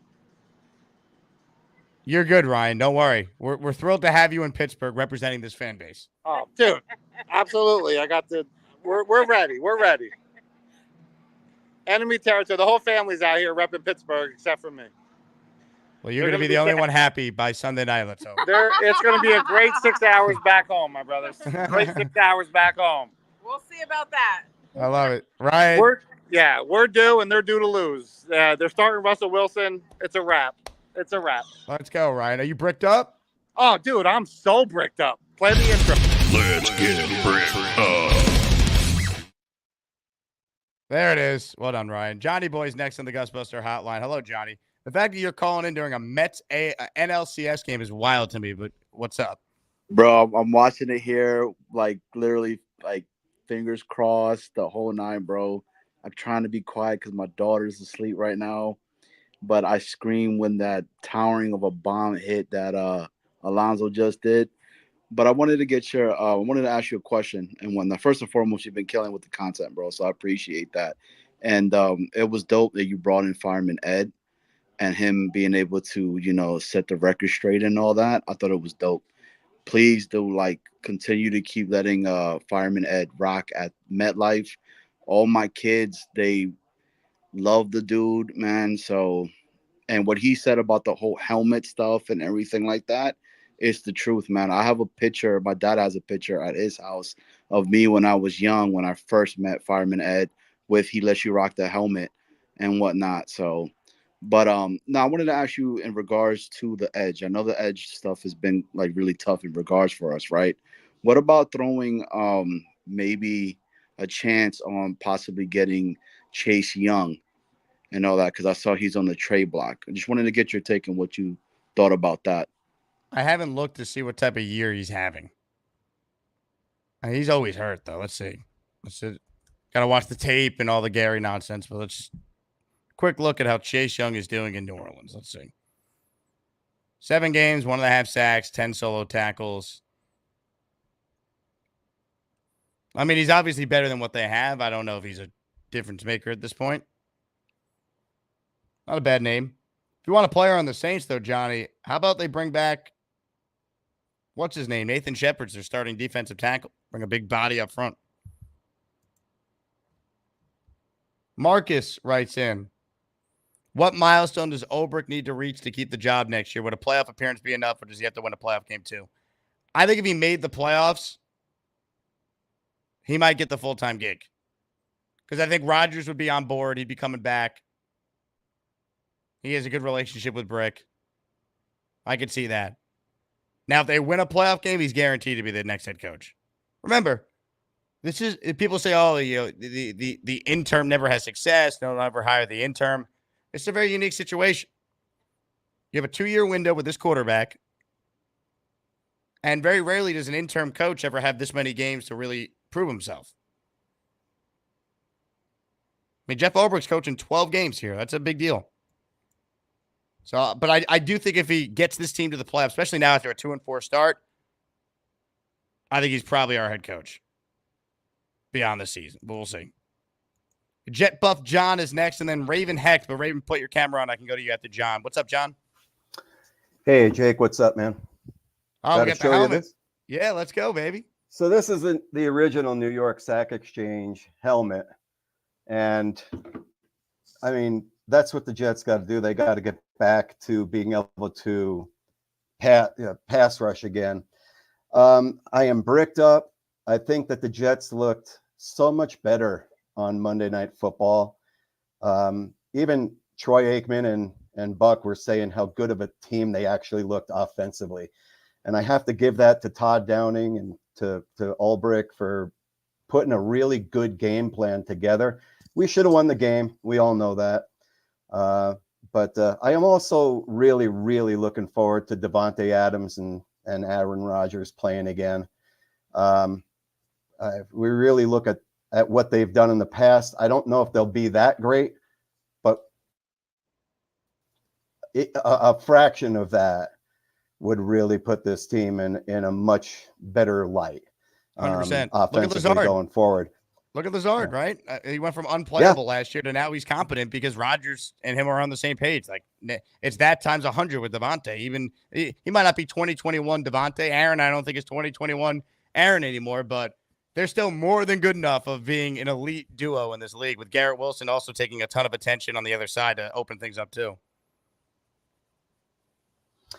Yeah, I'm just really looking forward. I think that even if we were to lose this game, which is possible, I mean, Pittsburgh's great defensively, but even if we were, I'm not calling the season over. I think a lot of people would, but beat New England, if there's a way that we could somehow just get that Halloween win over the Texans, then I think that, being 4-5, we'll be right in the mix again. But I really think they need this win this week, and then we could get to 5-4 possibly, and then we start our season over. Yep. Well, John, well said. That helmet's awesome. Look, I mean, 2-5, it's tough for me to picture a run, but it starts Sunday. If you win Sunday, there's a path back to 500. And this game is so big, too, because somehow Pittsburgh's going to end up 9-8 at the bare minimum. They always are. So you need this game for tiebreaker purposes. The Jets, I believe, could go 9-8 and miss the playoffs because they'll have a head-to-head loss to Denver. They'll have a head-to-head loss to Pittsburgh. Like, don't let this game end up being the reason why you don't make the playoffs because you win a bunch of games at the end, but it's not enough because you lose out on tiebreakers. Win this game. Timothy Underwood writes in Ithaca College, my alma mater. Go Bombers, baby. Let's see. Comments, questions, super chats. If anyone's going to gift a membership, now's the time to make it rain on a football Friday. Let's say hello to Raven Hecht. Hello, Raven. Good job on the pronunciation, Jake. A lot of people don't get it the first time. Wow. Wait, are you, Raven, not only you remember the 4% female demographic, I don't think you've ever called before, have you? Yeah, this is my first time. I mean, I've watched your show, obviously, a bunch of times, but this is my first time calling in. I wish I could have picked a better day to keep my camera off, but it's all good. Welcome aboard. Appreciate it. Yeah, no, thanks for letting me in. Listen, I think this is a very winnable game, especially now that Russell Wilson's going to be playing. I expect, even if there isn't rust, like he's just not that guy anymore. He doesn't have that athleticism that made him so amazing in his prime with Seattle. Obviously, I'm a little concerned about the defense because our offensive line hasn't been performing. I've kind of had this idea in my head, like I'd love to see Tyron Smith almost kind of take his first break, we'll call it now. I think he needs to kind of build up that stamina again, and I think we can have more trust in Olu in his true position in that case. And on paper, we have everything. Now we can put Garrett in his true position. We could put him as the slot. We can deploy Devante into the red zone, and he could just be that guy for Aaron.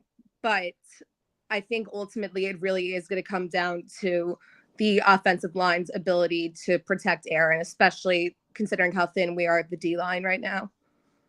Completely agree. And I bring that in the sense of we don't have that little extra oomph of our defense that can just dominate. You know what I'm saying? I agree. I would use Olu a lot if Tyron's starting to struggle. And I would use Olu anyway as an extra blocker because you're getting nothing from the tight ends anyway. So you have Davante now. Spread out Davante, spread out Garrett, put Brees as an option, out of the backfield. That's enough pass catchers right there for someone to get open. And then make sure you leave Olu in to protect and make sure TJ Watt or Hightower or Hayward, whoever's not wrecking this game. Yeah, absolutely. What do you think is going to happen to Mike Williams now? Do you think he's on the trade block or? I definitely think he's on the trade block. I am a little surprised that he's going to play Sunday, though, that he's active. He said the right things today. I still think he could be traded. The deadline's not until November 5th, so there's 3 games to go. But I am surprised he's playing Sunday. Yeah, no, I'm definitely surprised, too. And as much as I've valued the contributions that he's made, being able to just get that ball every so often, I just think from a pure number standpoint, there isn't enough to go around. And unfortunately, he's kind of like the weakest link, so to speak. Yeah, look, but you're one injury away from needing him.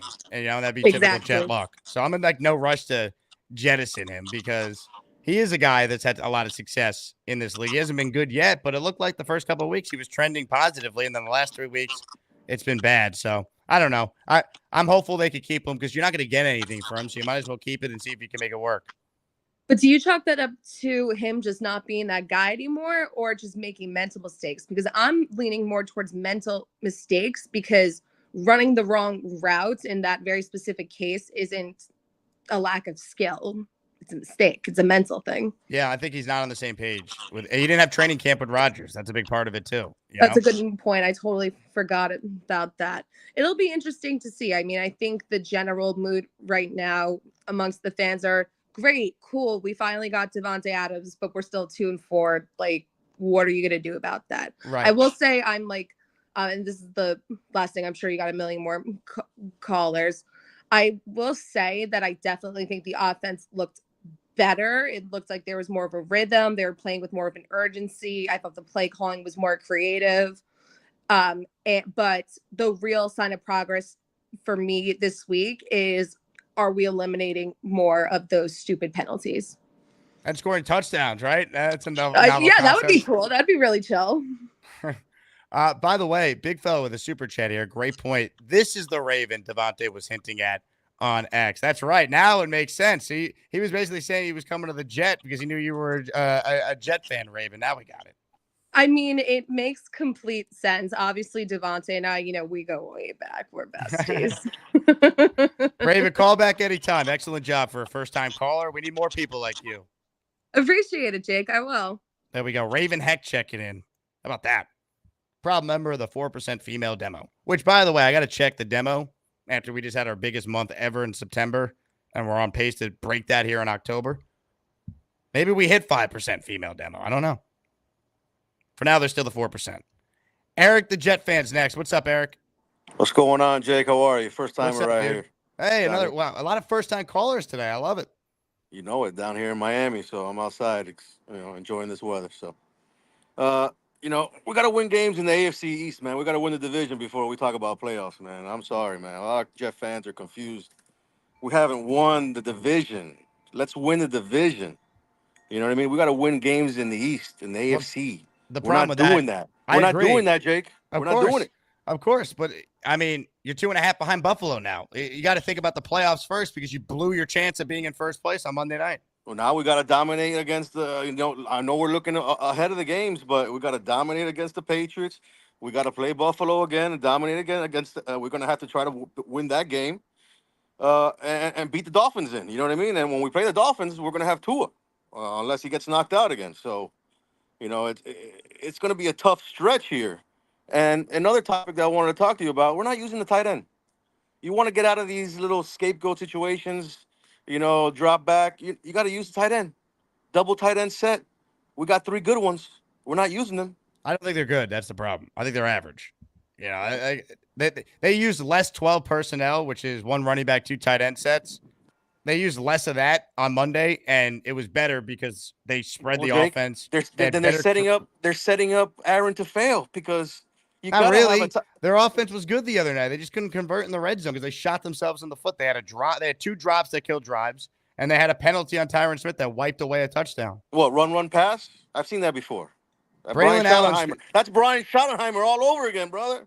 Eric, did Braylon Allen not score a touchdown? Did Garrett Wilson not drop a touchdown? Did Brees not drop a 3rd and 3 when they were in the red zone and the drive was moving on the opening possession? Brother, remember when this guy that now plays on the Dolphins, Berrios, dropped that pass that we were gonna, if we would have caught it, we would have been in the playoffs a couple years ago. What does that have to do with Monday? Man, these guys are just dropping passes. They're not disciplined. Right, so the tight ends will drop stuff too. They're not. What? I've seen the tight ends come through for us. I've seen Conklin come through. Who? Conklin's had one good game this year. Give Jeremy some passes. They haven't thrown 10 passes to the tight end. Give me the total passes we've thrown to tight end. Give me some stats.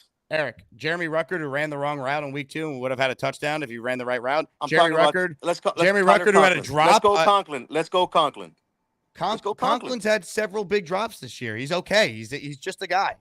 He's not a great tight end. He was a decent guy in Minnesota. When we came over here, he had a little streak. The first year he was decent. Next year he dropped down to, I guess, with the Unzma. I forgot his name. I can't even say his name. He caught like 10 passes for us too. The tight end is fine, Eric. The tight end, Jake. That's not we their don't problem. have a tight end in our offense, this is not going to work for us this year. No, it's not going to work. We can't talk about. Goodbye, Eric. Thank you. Oh my God. What are you talking about, dude? What are you talking about? I tried to be patient because he's a first-time caller, but goodness. That was ridiculous. Their tight end room is not great. It's not. That's why they added Devante Adams. Because they don't have enough good receivers either. Garrett Wilson has been the most targeted receiver in the NFL this year. That's a problem. That's not a good thing.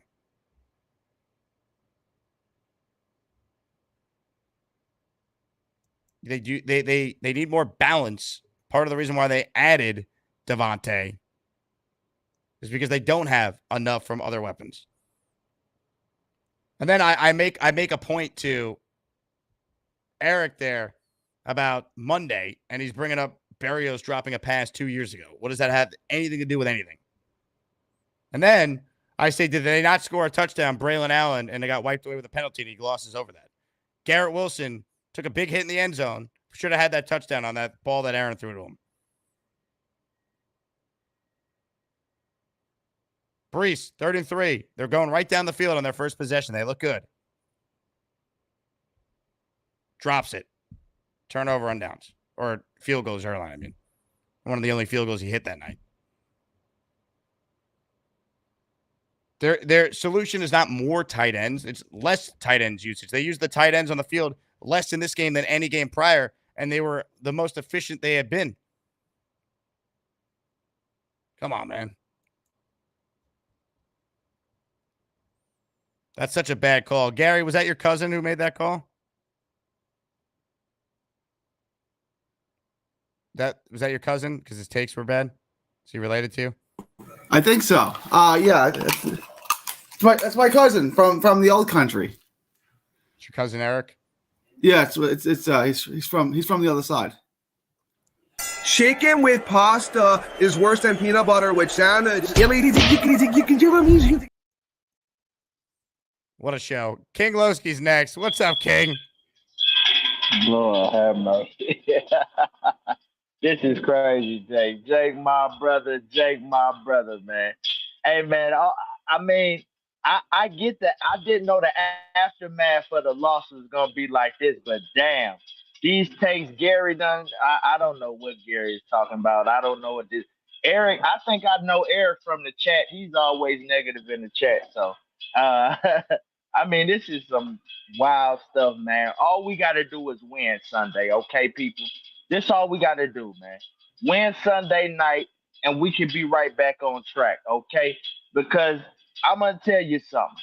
The season, it's on the line in my eyes, okay? I know a lot of people is optimistic about it, but in my eyes, the season is on the line, baby, okay? I'm, I just got a quick announcement, Jake. I know I already put it in the Discord, but the king is coming home, baby. I'm coming to New York next weekend, okay? I'll be in New York. I'll be in Manhattan. It's gonna be a lot of events going on. The Knicks home opener. I know my Yankees will still be in the playoffs, baby. I'm gonna speak it into existence. So it might be one of the World Series games or one of those. So and the T Square social party is going on. So I'm gonna try to pull up for that event. Hey man, it's gonna be a lovely time, Jake. I'm gonna try to pull up on you, man, and see you. I know a lot of the Asmaniacs reached out, so I'm gonna be seeing a lot of the Asmaniacs, man. It's gonna be a lovely time, man. I can't wait to see you next weekend, baby. Let's get this win Sunday night, and let's go make this playoff push, baby. JTS, just that shit. JTS, just that shit. Let's go. Ladies and gentlemen, the King, King Lowski. King, if you're in New York, that's awesome. You got to come to the Jet Patriots watch party we're doing on the 27th. We got one this Sunday night and then next Sunday afternoon, back-to-back watch parties at T Squared. Crazy.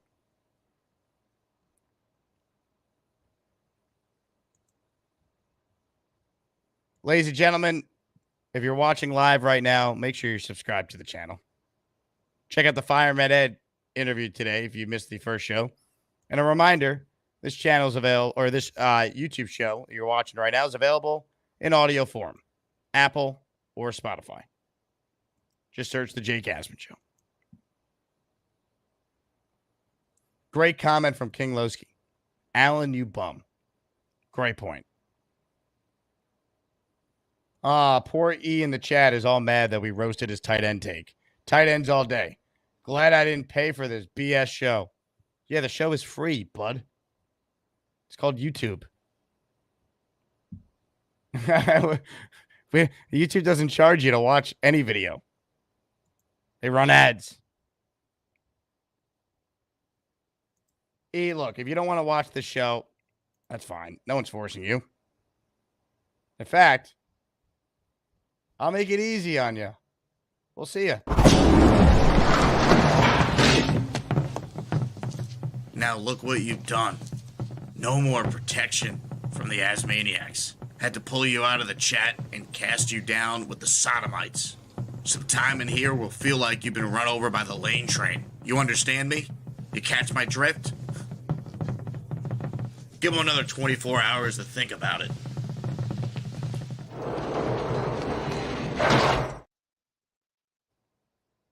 E, we'll see you later. Tom Hayes makes a great point. What if that's E from Entourage? Yo, E, you tell Sloan I said what up? Jet Set for Life is up next. Hello, Jet Set for Life. What's going on, Jake? Signal good? What's up, man? I hear you. Good off. I just want to say I'm pretty enthused about Downing, man. We looked all right last week. Just let this train go by. Oh, he's gone. We looked all right. Piece of shit. That's not going to work. Connection not great. Oh.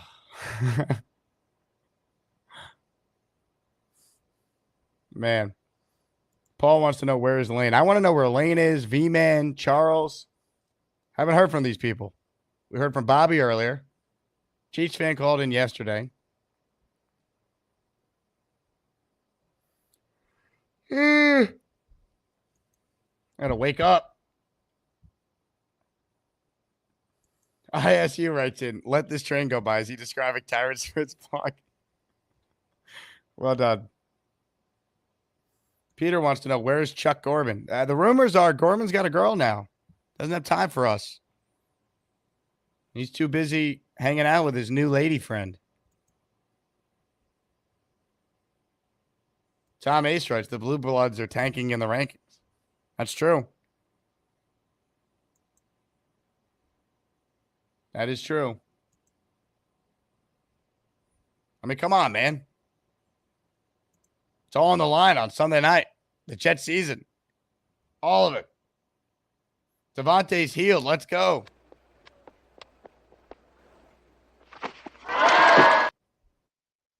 And we got a big watch party. I'll see you guys at T Squared on Sunday.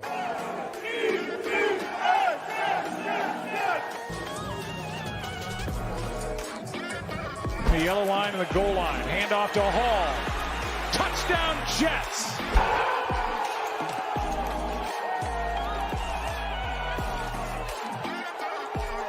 They're going to get a free play. Rodgers is the master at it, and a touchdown by Lazard.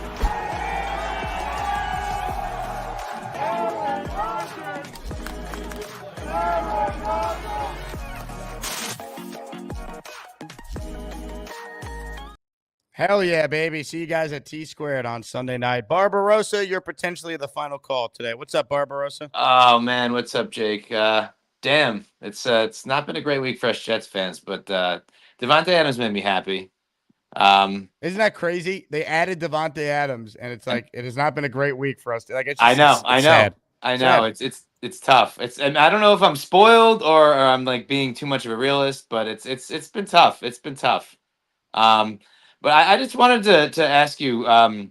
This is a bit more of a Yankees question. What do you think of them? I don't know if I'm crossing the line. What do you think of them starting heel tonight instead of Rodon or? Well, Rodon you want for Game 5, no? Well, who started Game 1? Was it like wasn't he? Rodon started Game 1. Cole started Game 2. So Cole's lined up. If they could just win one in Cleveland, the bare minimum, they're going home up 3-2 with Cole on the mound. Yeah, that last night was absolute killer. Like I was watching the game while the lady was sleeping. I was trying not to scream when we hit those home runs, and then, oof, that was tough. But it was, yeah. But every team's gonna face adversity in the playoffs. I thought the Yankees would win in 6 before the series started. Bounce back today. Let's see it. Yeah. The bats have been really good, and I love. I think Gleyber Torres has been really doing well in the leadoff spot with just getting a lot of walks and making contact early. He has. I do have a predict. If the Yankees win today, I think Soto has a big night. I just have a feeling. Yeah, I totally agree. I just wanted to say I hope we can pull this out against the Steelers. And I hope with Davante, really Garrett Wilson, we can see Garrett Wilson, kind of elevate his game. He played well-ish on last week with that touchdown catch. But no, he was very good. So that's what we want, man. Take care, Jake. Happy Friday, and cheers to all the Asmaniacs. Cheers. Let's go. Barbarossa, everybody. One of the all-time greats. A great redheaded man. Love it. All right. I said that was going to be the last call, but Action Pack called in. Hello, Action Pack. Hey, Jake. What's going on, man? I talked to you last Saturday. It was my first call, so it's my second call today. But hey, welcome back, man. Man, as much as we got Davante, we got to get the run going, Jake. The run game is going to set up all that for us. So without we get Brees going, Braylon Allen, it's going to be like nothing with Adams. So they're going to be doubling Garrett. They're going to be doubling Adams because they know that's what we got and that's what we banking on right now. So we got to establish the run to set up the pass so we can get a win, man. But I want to meet you, Jake. I'm coming to T-Square Sunday just to meet you, man. I love it. You're going to have a good time, man. I work in the city every day, but I live in New Jersey. So I'm going to be there. I want to meet you, Jake. I'm probably the biggest Asmaniacs that you don't know yet. You know what I'm saying? That's great, dude. Well, so that's all I got today. I know that was your last call, so I just chip in right away to see if you would get me in. So thanks to get me in, man. You know what I mean? Of course. Action Pack, looking forward to meeting you, dude. Bring a crew, man. More Jet fans, the better. We'll have drink specials, food specials. Be giving out some Asmaniac swag. I'm also going to do a jersey giveaway. I'll reveal which player jersey we're going to be giving away on tomorrow's stream. Great call, Action Pack. It'll be fun, man. This fan base is the best, and the Asmaniacs are a different breed. Best community, man. So grateful for this channel and all the people you get to meet because of what we do here. But look, you bring up the point about the run. Pittsburgh's really good against the run. This is the team I think you start with the pass. And then you set up the run after you get Rodgers comfortable, getting the ball out quick, Garrett, Devante, which is still pretty wild to say. I'll tell you what, as disappointing as this season has been so far, being 2-4, the first time we see Davante in a Jet uniform on Sunday night and a pass is going his way and he's making a play, it's going to be awesome. Now we just need a win because nothing else matters. Win on Sunday, get to 3-4 with a winnable game the following week against New England. You're 4-4 going into a home Thursday night game against a good Texans team, but a team I think you could beat. I don't think there's any team the Jets can't beat. I don't look at their schedule and go, well, they're screwed. But they got to do it. We all understand actions speak louder than words. Pun intended, after our last caller, there was Action Pack. But you get the point. Anyway, thanks to everyone who tuned in. This fan base is the best. You guys are awesome. I'll see many of you on Sunday. I'm doing radio for 4 hours from 3 to, I guess 3.5 hours, 3 to 7:25 on ESPN New York, 8:80 a.m. So tune in. We'll talk Jets Steelers on the broadcast. And obviously, we'll see if there's a game 6 that night for Mets Dodgers and where the Yankees are in their series as well. My name is Jake Asman. This has been the Jake Asman Show. Reminder, if you want a link to a Davante jersey for $30 or less or any Jet jersey, join the Patreon first and message me there, and we'll take good care of you. Thanks to everyone for your support. Ladies and gentlemen, enjoy your Friday. Enjoy your weekend. And I will end tonight's show with a simple message to all who are tuned in. Let's go, Yanks. If it moves, hit it. If it don't move, hit it. And if you're not sure, guess what? Hit it. We now go live to our political expert, Vincent. You're a political clown show. That's what you are. Have you ever seen a Green Party activist knock on your door? I haven't. Helping us change the world. So we're going to get into all of it here. Again, my name is Paul Eston Jr., a.k.a. Boy Green. I'm the New York Jets digital reporter for Heavy.com. We come 2 hours after every final whistle here for the post-game show. And I'm going to be honest. The only good thing that happened to me late tonight, early this morning, was making sweet, passionate love to my fiance, which I did after the article was written and that kind of stuff. That's the only good thing that happened. Not great. Terrible. Hey, congrats on the sex.